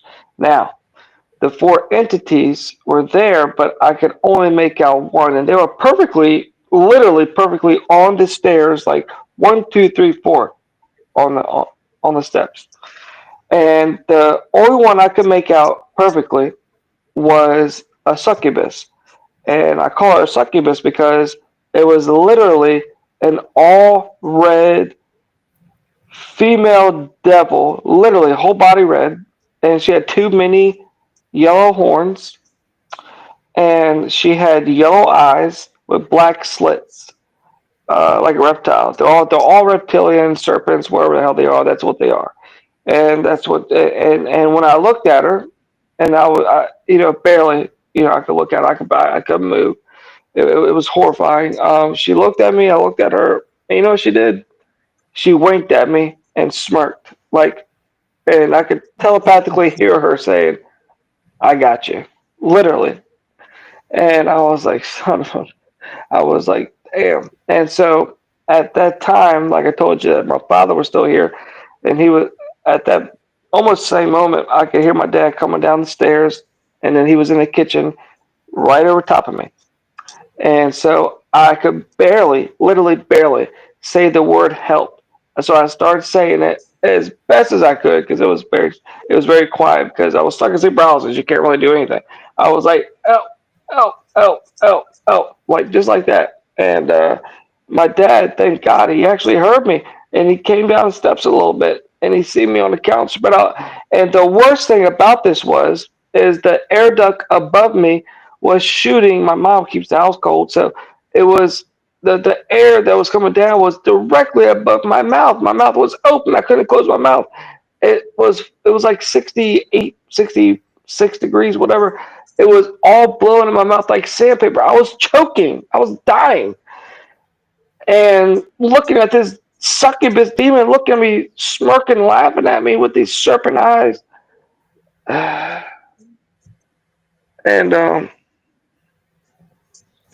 he heard me, and he came down the steps a little bit, and he started calling my name. He said, "Clint, Clint, get up, get up." And obviously I couldn't. And I had those four drinks on the ottoman, like I told you. And he came down more like to the base of the steps, and the couch is right there, like 4 feet away. And I'm just like, like thinking in my head, like, pick me up, pick me up, pick me up. But I couldn't tell him that. And he came over after I was keep saying help, and I was able somehow, by the grace of God, by Jesus, I was able to stretch my arm over to one of the cups that I had open, and I was able to pick it up right when he was kind of next to me, and I dropped it on the ground, let it spill over the carpet, so he knew I was serious. And he looked down at me right before that. He was like, "Clint, Clint, get up." And I was able to say to him, I was like, "Pick me up, damn it." And he scooped me up and got me up after I dropped that bottle full liquid all over the carpet. He picked me up and scooped me up, and I got out of it. Now, the other crazy thing about this uh, incident was my brother was still living on my mom's house at the time with his wife, girlfriend, but wife now, and my brother was on heavy drugs. And I think what happened was because get this, get this, get this. When my brother found out about, literally not even 2 minutes after it happened, I don't know how he found out about it, which I don't know why he would even do what he did, but it was like the spirit that was trying to kill me in the succubus went straight up to him, and he started right after my father left for work because he knew he wouldn't do this crap on my father. He started yelling and shouting with my daughter there, mind you. with his wife there, mind you, with their kid there, mind you. That was about maybe a year old at the time. He started yelling and raving, screaming bloody murder. My daughter ran down to me after I just got out the sleep paralysis because I was weak at the time. Because when you go through that, it weakens your body. And she came down to me and she was saying, "Dad, Uncle RW, saying he's going to come down here and kill you." And I said, "What?" I said, "What do you?" And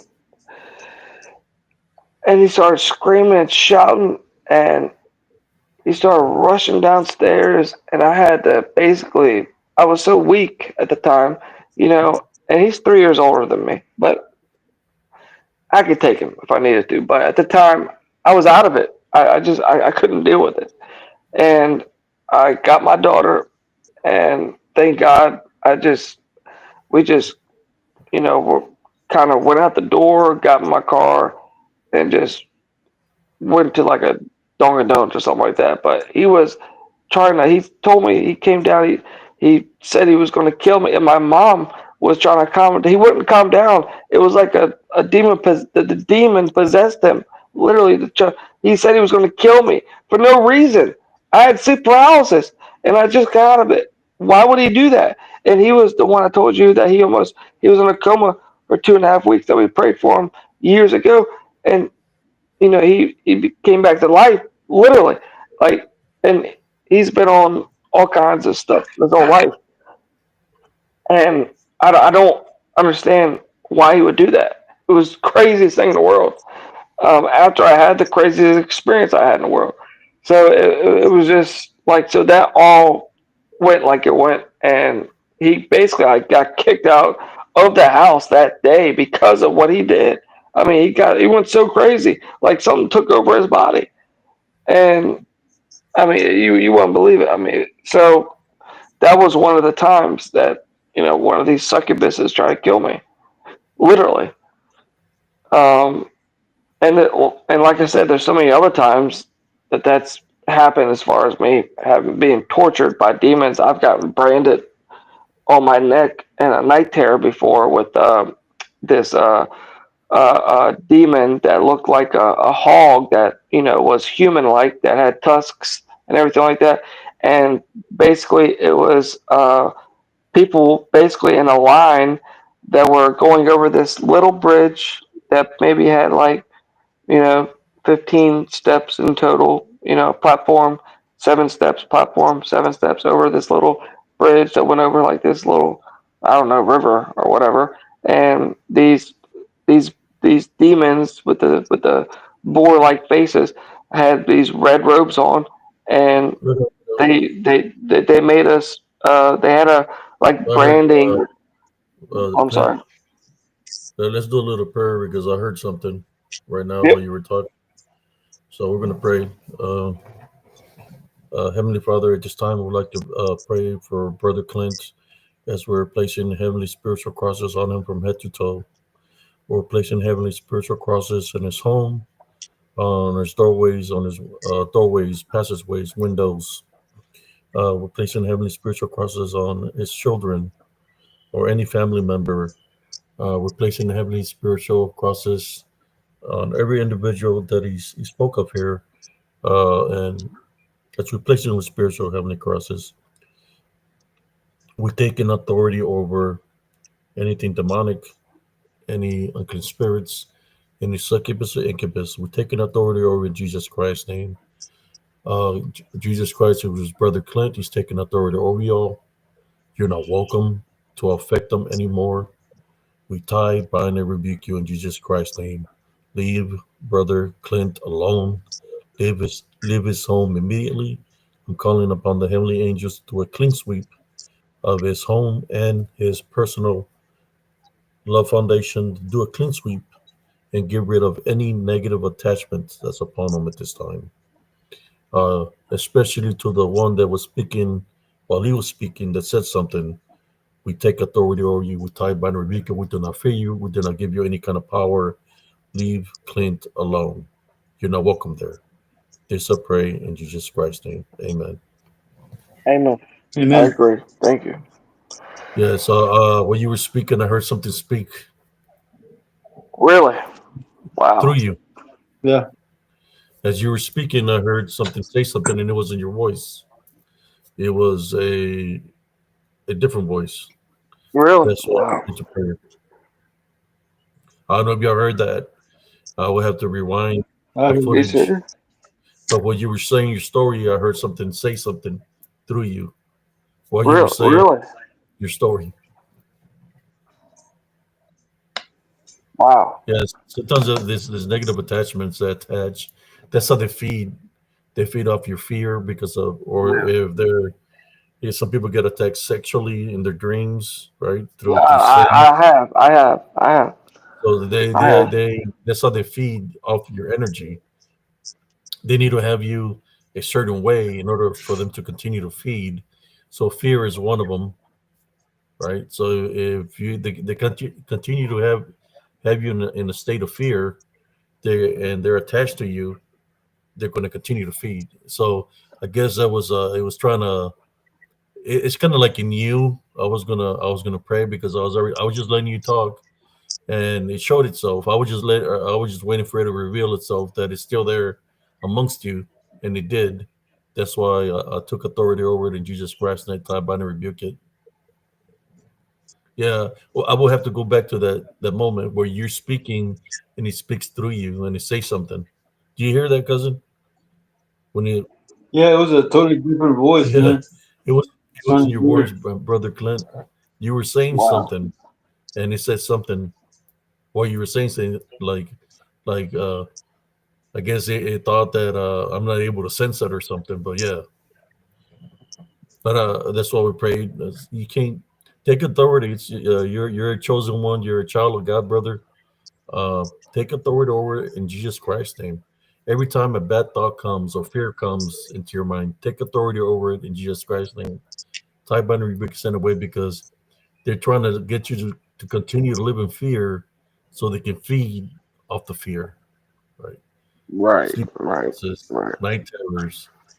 That's what they Yeah. do. That's how they feed is off the fear. That's it. Sometimes they feed off the lust and the sins that are being shown to you in your dream. Because it happened to me when I fought spiritually against a succubus, where I was waking up with bite marks, hickey marks on my body, bite Yeah. marks in between my thighs areas. I was waking up like if I went to Schlitterbahn or I was at the Wet and Wild because I was being spiritually Quite attacked wild. uh, by the succubus. That when I wake up, I feel like I had relations with somebody, with a female, Me too. because Yeah. the way I will wake up, and I will wake up with hickey like marks on my neck, on my chest. Remember one time my sister said, Yeah. "Man," she's like, "Who did you have in your room?" And I said, "Nobody." I had marks all over my Yeah. body, but that's Wow. that's what it does. So, what he's trying to do is because I heard a male's voice, so it's possible that you might have two attachments: Yeah, I think that's attachment true. of the succubus and Yeah. the incubus, Man, incubator. because they travel together. The succubus, the incubus, and the familiars, they all travel together. So that's why we rebuke them in Jesus Christ's name. Can't give it the power of fear. If a bad thought comes or it wants to give you a bad memory of something that happened to you, type on and rebuke it in Jesus Christ's name, because Jesus Christ is with you. You can't give it the power because that's how it's feeding off of you, brother. It wants you to. It's like a repeating cycle. It wants you to continue to think about it. The more you think about it, the more it's going to keep on continue to feed off of you. Yeah, but he Right. said something. I heard it, I man. would have to go look. I don't know whoever was. If people were paying attention, there was a voice. I It heard wasn't it. his voice that said something, and me and cousin Jesse wasn't Yeah. saying Wow. nothing. It was a very high pitched voice. Really? Yeah. Wow. Yeah. I don't doubt it. I mean, not unless you have somebody there by you, near you. No, no, there's no. I'm by myself. Yeah. Yeah, it was a high pitched voice, man. So let me go back, and I'm gonna let. I just want you to know, brother, that you're not alone. You can always count Thank you. here. count on us here in Spiritual Encrypted Encounters. If you ever need to pray or you feel something is happening to you at nighttime, jump on YouTube. We're live, man. Hey, jump on there, say, hey, I need your help. I need prayer. And we're here, man. I'm normally live from 11 till on sometimes 1 in the morning, 2 in the morning, sometimes 10:30 till like 1:32. Sometimes I go 3 hours live. But yeah, man, this is the works that I do. I've helped out many people. I've had where families were getting affected by it, where an unclean spirit would be inside the home, and my friend had like she had like five children, all females, and there was an unclean spirit going inside their home, was pulling them from the legs, or waking up with scratch marks. They were seeing the apparitions in the home. So I went in there and I did a cleansing in the home, and the unclean spirit got injured where it was leaving traces of blood on the wall that Wow. picture frames because it was trying to hide. So I was able to get rid of it out of the house, send it away. Once I sent it away, the way I knew it wasn't there no more is their youngest daughter came in from school. She came into the house and she said, "It feels different in here. I don't feel," she said, "I don't feel scared no more." And normally, where there's an unclean spirit, there's going to be a room or a location in your house that is dark, and that's where it normally is. I'm able to see them spiritually, so I can, they try to hide from me, but I can see when they move and everything. So I just do a cleansing. Uh, Right. I don't know if you got holy water. You can use something pure, olive oil. Make your own remedy. Some garlic, pure garlic with water. Bless, pray over it, and you can place 70 spiritual crosses in your on your windows and in your doorways, so that like that the succubus, incubus, or any unclean spirit cannot come into your house. What Got to about protect salt? Does the salt work too? Is that something? the crosses, or you could have protection. I don't have my cross on me, but I do have minerals. Like black tourmaline keeps negative energies away. Selenite brings your guardian angels, and it keeps the other mineral charged up. So they don't like it when I go and do investigations with his items. They try to stay away from me, but sometimes they try to come and attack. But I got protection, of course. I do a prayer before, during, and after I go in and do an investigation. When I go investigate, but the power of prayer is very important, brother. Yes, sir. Yeah, Yes, sir. this don't let them, uh, don't give them power of thinking too much about what happened in the past. You will Right. overcome it. You might be going through something because of what I heard, but we took care Yeah. of it here tonight. Just don't give it power by remembering all these things and make it feed off of Yeah. you because you're bringing it up and you're bringing it up. That's what they want. That's how they feed. Like fear. Right. You just gotta tie, take authority over it. Tie, bind, and rebuke in Jesus Christ's name. Put that spirit to the test. Show it Right. that it has no power over you because you're stronger than that. Yeah, we're all Yeah. chosen ones. We have the opportunity to make it into the kingdom of heaven. So all those things, succubus, incubus, shadow fears, Hatman, ADN, Legion, Lucifer, all those things are fallen. We Yeah. have the opportunity to ascend Yeah. to make it. Jesus already won. Yeah, he's already won. Yeah, exactly. So don't let something that is below you make it think it's got power over you, and don't let them influence you in any negative way to try to put things in your head or try to make an offer to you, and the offer is how they try to do to me, to try to say that they want me to do something, and what they wanted me to do is take my own life. So, but Wow. by then, I had one of the things that I did is forgive all my enemies. Yeah, that's the best thing you could Forgiveness do. is part of love, which I got blessed with a spiritual gift of discernment. So when they told me this, I said, first of all, they said, if you don't do this, we're going to come after all your family members. Mm. I said, first of all my family members are protected because I pray for them. Then I say, I Wow. take authority over you in Jesus Christ's name. I bind and rebuke you. When I said that, they flee. This one's, they were called the tormentors. Oh, They're the ones that are in hell, I guess, that the torture the souls, where the flesh comes on and comes off. You know, they said that they had many names. I wasn't interested in their names. I just wanted right. them to identify who they were, so like that I can tie bind and rebuke it in Jesus Christ's name. That's exactly what it did. And they're pissed. They're pissed off still because they know the works that I do here. So I have this unseen forces coming up against me spiritually, and then I have people like doctors coming up against me right now because of the works that they do. Is some of them are black widows there that do evil works. Now I'm a veteran, so they say let's target on this guy. But you know, the Heavenly Father is my teacher and my guide. So I'm And a witch doctors. Yeah.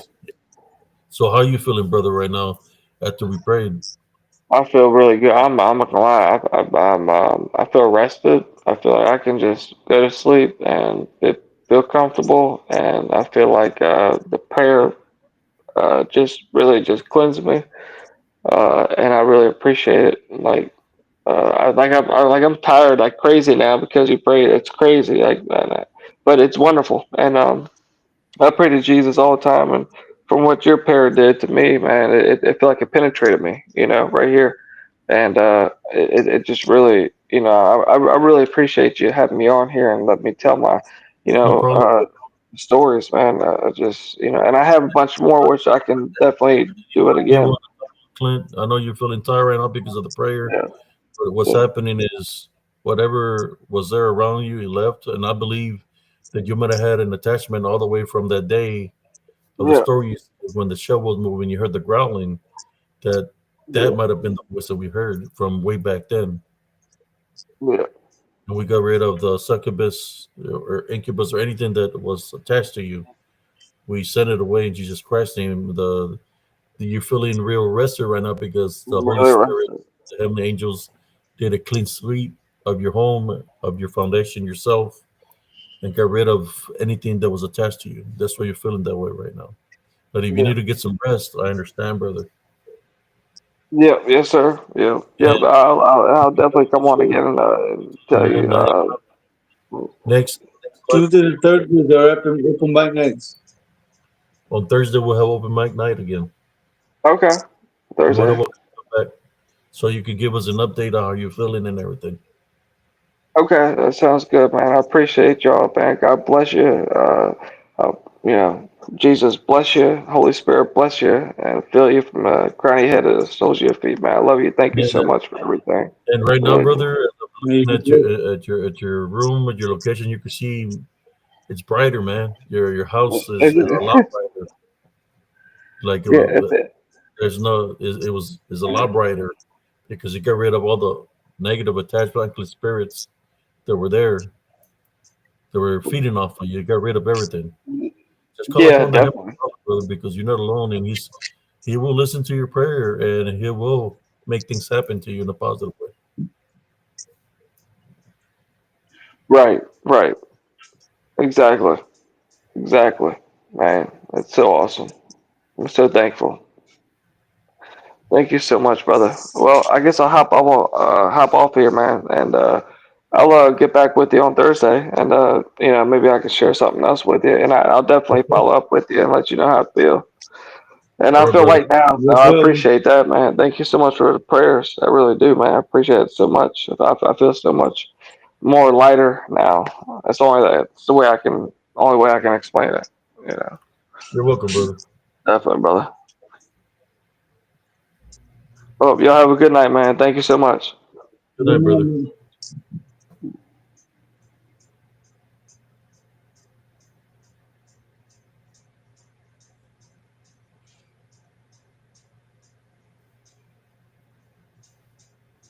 Well, cousin, I'm about to follow Clint, man. It's 2 hours already. I'm almost out of battery. I think I Hey, overcharged this battery I and believe it all this happened messed for up a this reason, battery. cousin, because honestly, tonight, um, I don't think I was going to do a live, but I said, you know what? I got to do it. And I'm glad that the brother Clint came on here and that unclean spirit revealed itself. But I'll let you say your farewells and I'll talk to the members. Go ahead, cousin. Ladies and gentlemen, thank you for coming in as always.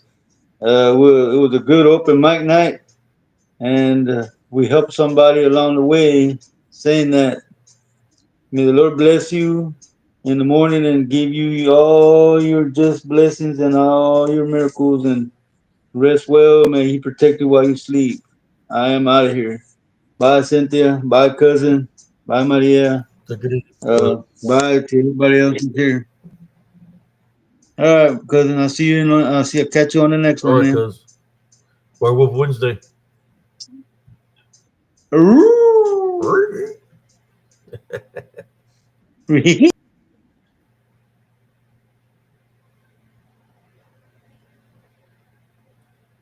I don't know what timestamp it was, brother and sisters, but you should go watch the replay when I'm done this, and you will hear a different voice say something.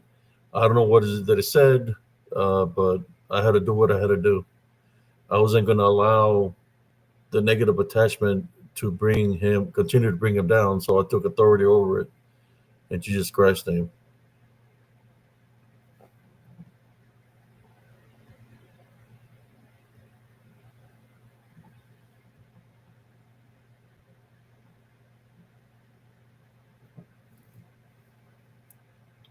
Tell you, brothers and sisters, the spiritual warfare is very real.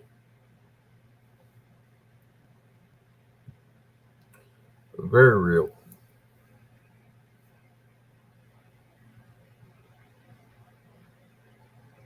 I hope everybody enjoyed the show tonight. Hopefully, Brother Clint, which I know he's going to get a good night's rest tonight. He's going to get a good night rest tonight because everything that was uh, upon him, afflicting him, is gone. So he's being protected by the Heavenly Father now, the heavenly angels, and he will have a good night's rest tonight. He's gonna sleep like a baby.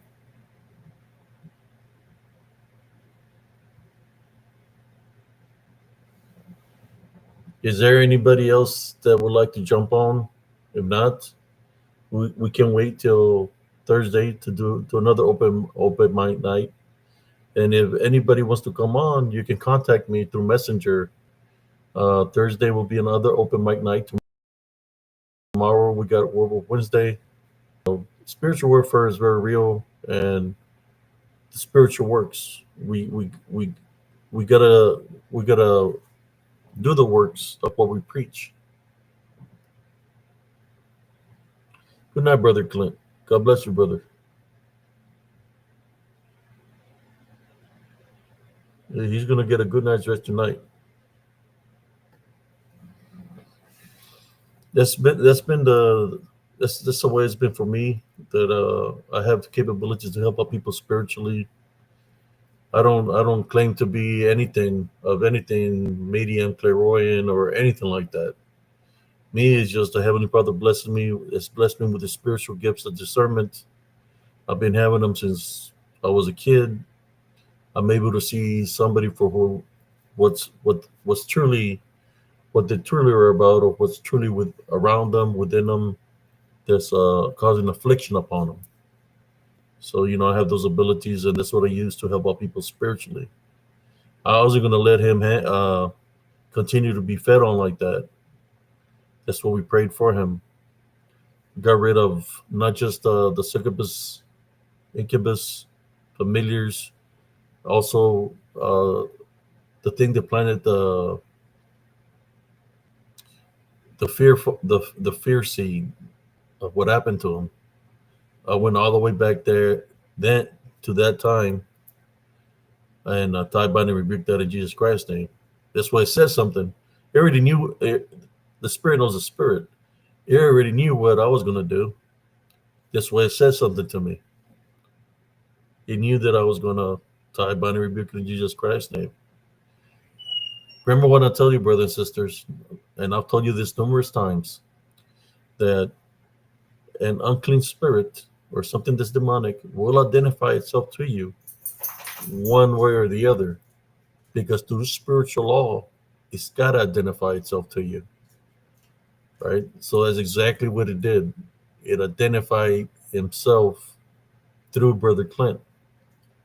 Once it identified itself, that's when I went into action and I handled it accordingly.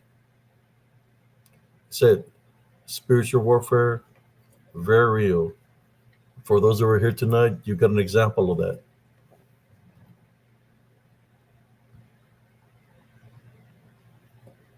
Yes, that's all. I kept on talking about Jesus Christ.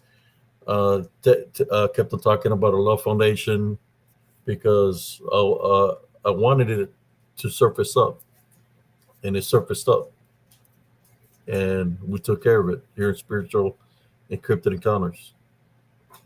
They don't like it when you put it to the spirit to the test. When you talk about a love foundation, when you talk about, you say the Our Father or a prayer, they don't like that. They don't like, that's why I was tell you all, I was maintaining a love foundation, because that's going to protect you from those unclean spirits.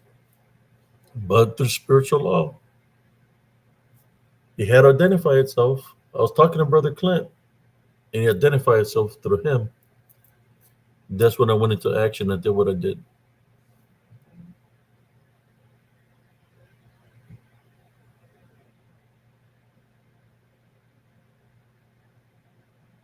Uh, that's what I do, Sister Neville's Angel.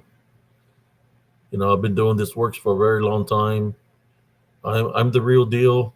I've been doing this works all my life. I've helped out numerous people, even before positive spiritualists or anything that I've had, like spiritual encrypted encounters. I've been fighting spiritually. I've been helping out people all throughout my life.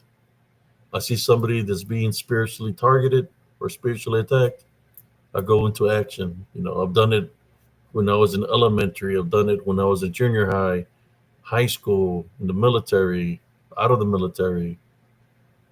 If I see somebody that has a negative attachment, I get rid of it.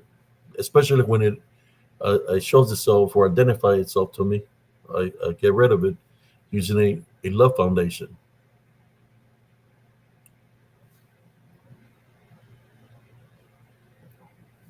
Yeah, I know eventually it was going to reveal itself, and it did, and that's when I sprung into action and did that. That's what I tell y'all, not to fear, no anger, no belief, no matter what manifestation they're taking, or when they show themselves, like it happened tonight, through a different voice that came through him, which is a disembodied, is a spirit, right? That's why we prayed for him, and you seen how he just felt a lot of things lifted off of him, that he wanted to get some rest because he fled, right? If you still here, Brother Clint, if you have unforgiveness, forgive, because forgiveness can be a spiritual opening. And these things, that's how generational curses happen. If there's unforgiveness, if you have anger, no anger. Believing in things don't give them power of belief, because they'll use that as a spiritual opening. I mean, you know what you went through, so what you do is know what's greater than what you went through. What we did here tonight, no fear, a love foundation, and then we tied by the rebuke in Jesus Christ's name, and it fled. So anytime you have a thought that it might be trying to attach itself back to you because it's trying to get you to think of the dreams, or you might have another episode of a dream. Train yourself, train your to be able to react to it by tie, bind, and rebuke it in Jesus Christ's name. You wake up from whatever you're going through, take authority over it, go around your house with no fear, place the heavenly crosses on the doors and windows, and take authority over it and say, "You're not welcome in my home. Leave. Don't be afraid, because Jesus Christ is with you, brother."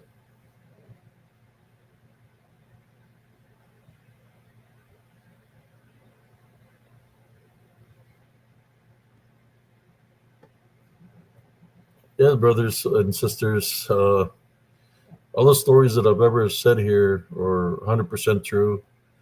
I have abilities, to be able to help out people. Doesn't matter what's afflicting them. I'm able to get rid of these negative attachments with no fear through Jesus Christ, of course. Everything I do is through Jesus Christ.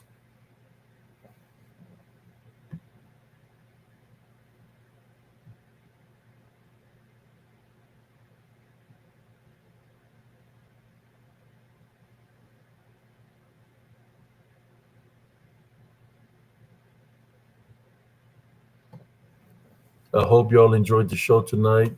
Uh, I knew that eventually, that's why I kept on talking about Jesus. I think if y'all remember last time, we had a guest on the show, and he didn't like it when I talked about Jesus and the Love Foundation, that he was acting weird. Y'all remember that guy? I believe I even prayed for him. I think I've had another person that said that he wasn't, that I think I unfriended him from here, that I blocked him because he was coming at me in a negative way. I guess whatever was within him was had a negative attachment on him, trying to see if I was going to get mad with what he was doing, which was interrupting my show about 2 weeks ago. And then I just got him, I booted him out because it felt like to me he was doing that intentionally. Spiritual warfare is very real. When people come onto the shows like Paranormal Roundtable, they kind of go in there in a negative way, or they try to come over here in a negative way. I don't, I don't, I don't, I don't. I'm not biting into that. Now, yeah, I can make fun of something or whatever, but I'm always spiritual ready, brothers and sisters. If something surfaces up, I'm ready to tie, bind, and rebuke in Jesus Christ's name.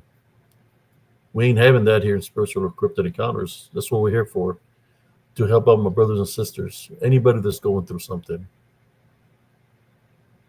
And I'm glad that I crossed paths with Brother Clint, and I know that Heavenly Father and Heavenly Angels are there with him right now, watching over him, protecting him, looking out for him.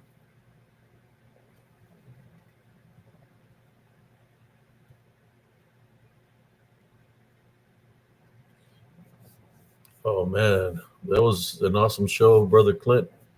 I thank you, Brother Clint, sharing your experiences. As we kept on you speaking, I could feel things, and eventually I knew that as we continued to speak, that if there was some kind of attachment, that it was going to reveal itself, because he knows what's here within me, and it doesn't like a Love Foundation. So eventually, it's going to reveal itself, and it did. Uh, no difference than when I run into a complete stranger, and the negative attachment the person might have say something to me, and I already know what it is because the way it's coming at me. So I'll say, God bless you, I love you, brother, or I love you, sister, and that unclean spirit takes off and leaves a person alone because it don't want me to tie, bind, and rebuke it in Jesus Christ's name.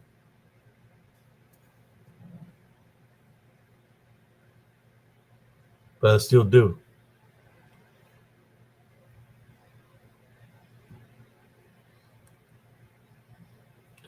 Yeah, I've had some that want me to type binary Rick in Jesus Christ's name, and what I'll do to those is I'll say the Our Father, and call upon the Heavenly Father to take care of them.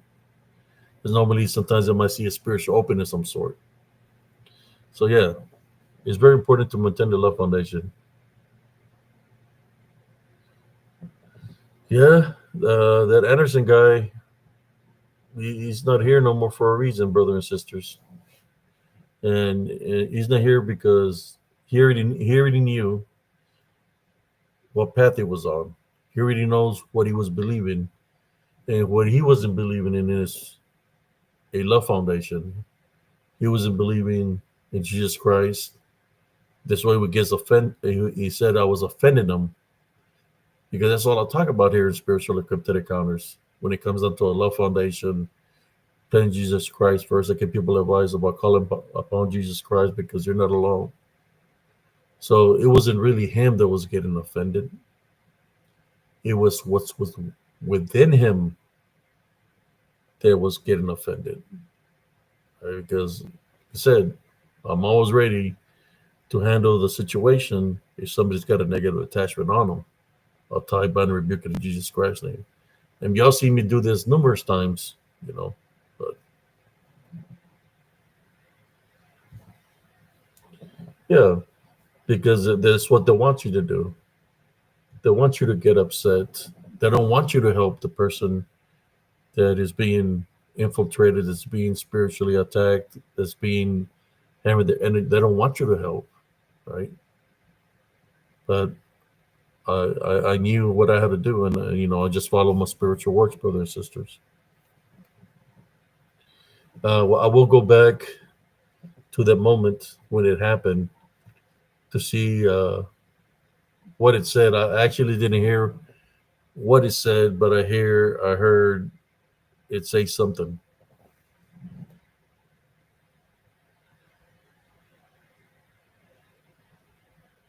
You know, I mean,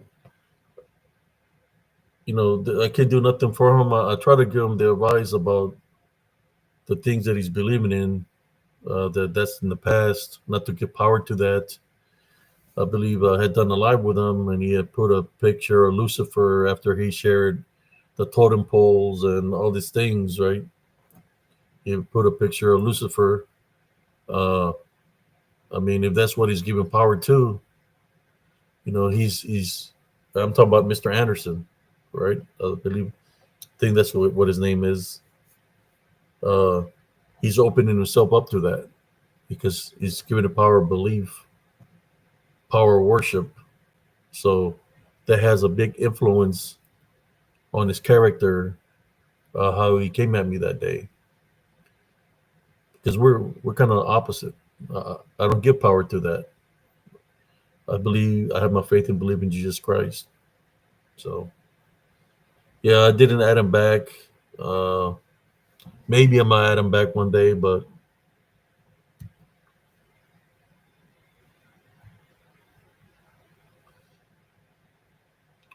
yes, I believe he's gonna be okay. We'll see. Hopefully Thursday, if he wants to come back on, he's more than welcome. I hope you all enjoyed the show tonight, brothers and sisters. It was an awesome show, and I think I'm gonna share the picture again that I was sharing at the beginning. What I captured on the investigation. Did an investigation where me and my brother went out. Me and my brother went out there. As soon as I walk in the path, I feel something hit me in my lower back. Like it kind of winded me a little bit, but I just did the sign of the cross. I had already prayed before we went into the path. And there was activity that picked up, and one of them, my brother had his arm was all red, where he felt like something burning in his arm, like something had grabbed his arm. I'm see. I think I have a picture of that.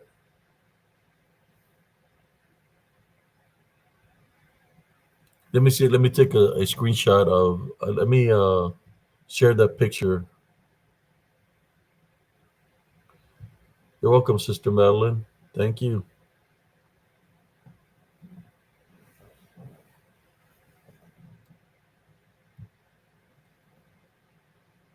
Let me see if I can share the picture of my brother's arm because his arm was red. All his hairs were standing up, and he felt that his arm was burning. There was a lot of activity out there.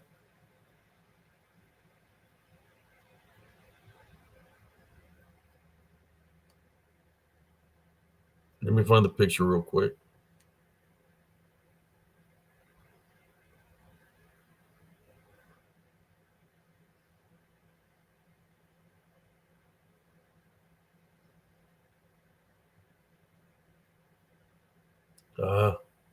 I'm gonna have to crop it next time because I don't got it downloaded on here. So I'll have to go back and take a screenshot of that moment when he was showing me his arms, and one of the arms was red, and his hairs were standing up. He could feel energy there, and then as I went further down, it was like all kinds of activity. I need to get to the part where you could hear something whistling, but it was not a bird. It sounded like somebody imitating a bird call. It sounded like, which could be possibly a shapeshifter skinwalker that was out there.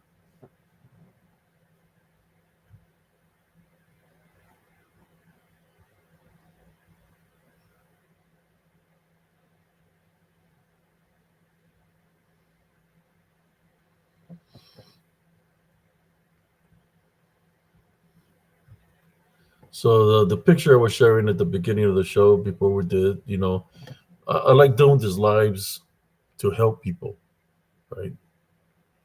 This is what I do. This is what I love to do, is help out my brothers and sisters, especially if they're being spiritually targeted, uh, spiritually afflicted. This is the works that I do. That's what I do, the works that I do. I've lost loved ones to the balance. So I chose to be fighting within the balance through Jesus Christ. And that's why I continue to do these works. Even though I have an appointment in the morning, I'm glad that I did it live. Sometimes when something's telling you don't do a live, it's telling you that for a reason. You heard Brother Clint said that he's been trying to get a hold of me to come talk about all this for a while now. So everything that happened today, it happened for a reason. Because it was meant to be. When you cross paths with somebody, it's for a reason. And I just thank God for blessing me with this spiritual gift discernment to be able to do the works that I do.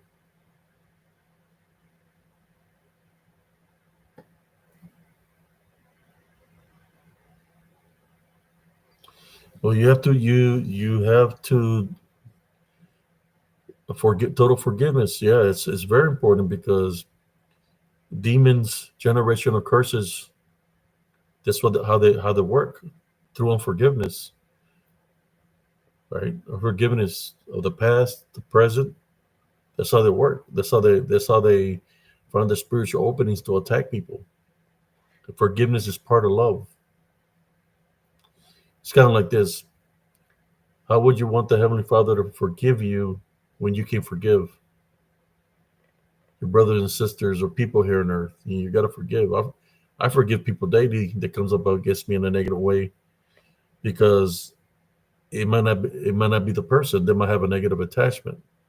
It's kind of like when Jesus Christ was on the cross and says, God, don't forgive them. They don't know what they do.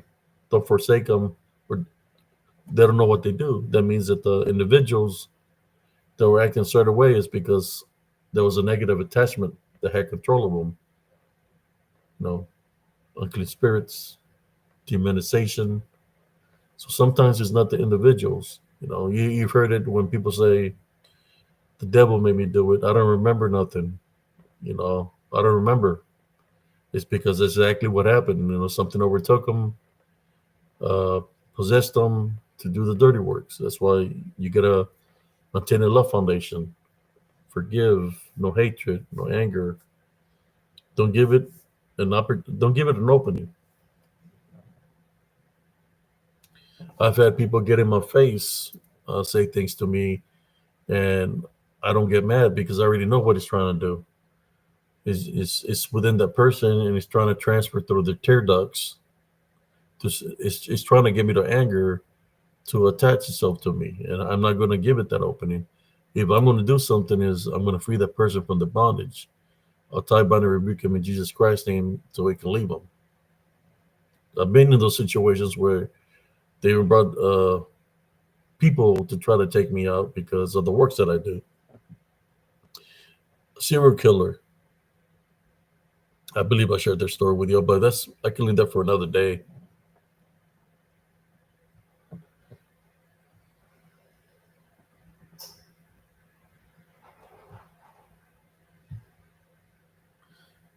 There's prayers for your brother, Morgan. I prayed for everybody earlier. Everybody this year in the chat.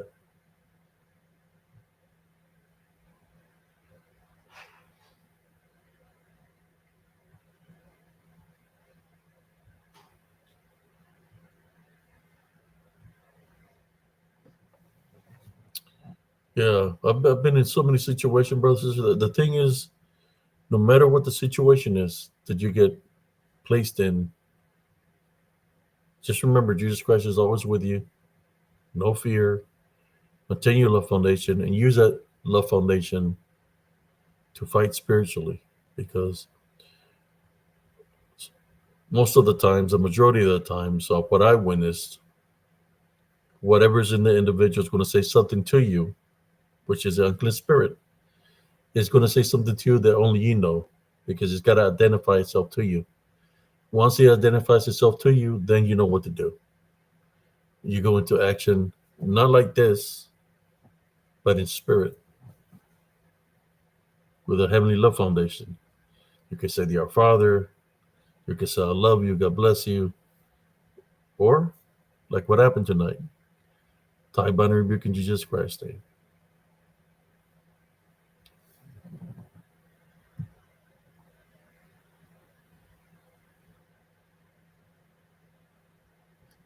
You see what time it is, brothers and sisters?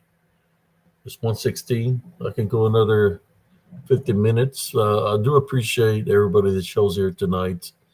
I would suggest, after I finish this live, go to that part, and you're going to hear that it's not him. You're going to hear something, say something.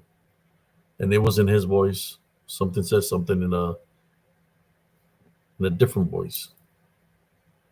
That's why I did what I did. You're welcome, Sister Nevis Angel.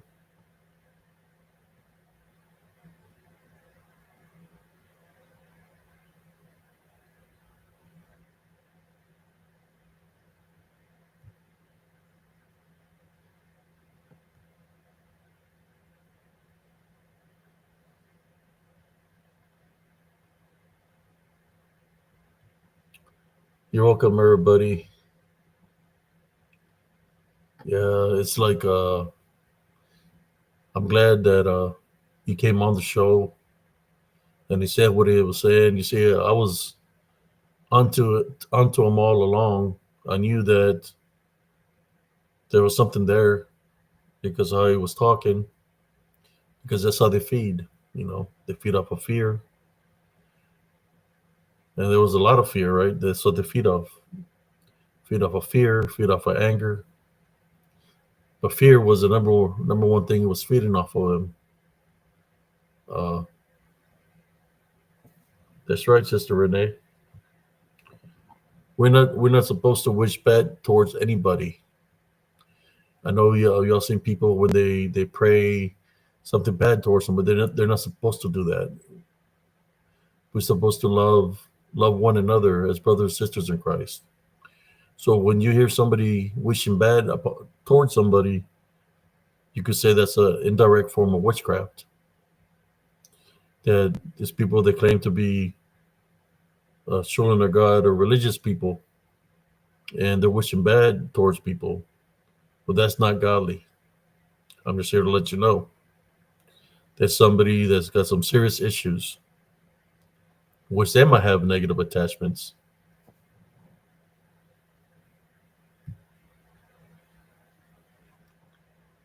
Thank you, brother. Hi, Melanice.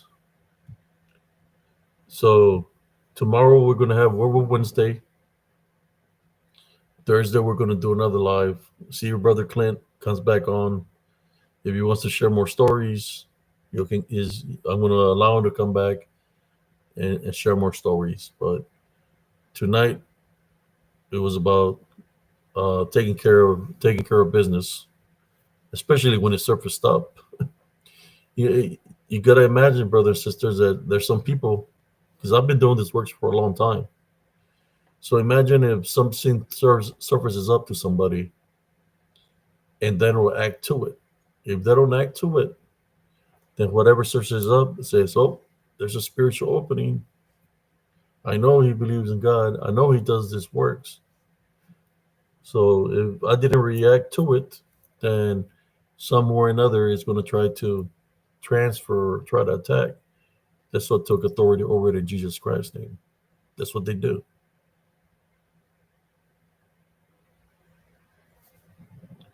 But in saying that, brothers and sisters, I'm going to call it a night. Thank you all for tuning in here to Spiritual Encrypted Encounters, supporting the channel, hitting the like button. Thank you to if there's any new subscribers. Thank you, Brother Clint, for being on tonight. Cousin Jesse for being the host, and to all the moderators that were here tonight. Thank y'all. God bless y'all. Love, light, and blessings to you and your families. Like I said before, you're never alone. Jesus Christ is with you. Don't give them spiritual openings of fear, of anger, of unforgiveness. Forgive. No fear. No anger. No belief. And place Jesus Christ first always. He wants you to have a relationship with him. It's like he told me once, the Heavenly Father told me once, how do your brothers and sisters expect me to help them if they don't open their doors or windows for me? He wants you to have a relationship with him. Is how do you expect me to help them or bless them if you have your faith and believe in him? Then he's able to assist you spiritually to whatever you're going through. He can heal you from whatever you're going through and bless you. But you have to have a relationship with him. In saying that, brothers and sisters, I'll leave you all with that to think about for tonight. I guess thank you for everybody that stayed here for the long run. I have to get me some rest now because I have to get up early for a doctor's appointment. Thank you, Brother August Bradshaw, for being here. You were one of the first ones that was here tonight. Sister Monica, how you doing? Sister Madeline, Sister, man, there was so many people here. Watch with Bear was here. Sister Cynthia, and so many people.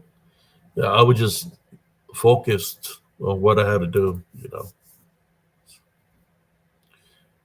In saying that, this is Brother Apcius, Sarancias, signing off from Spiritual Encrypted Encounters. I'm keeping y'all in prayer and keep me in prayer, because I'm always going through something, right? Well, I'll keep you in prayer, and y'all keep me in your prayers also, brothers and sisters. Thank you. Good night. And I love y'all, brothers and sisters. Signing off.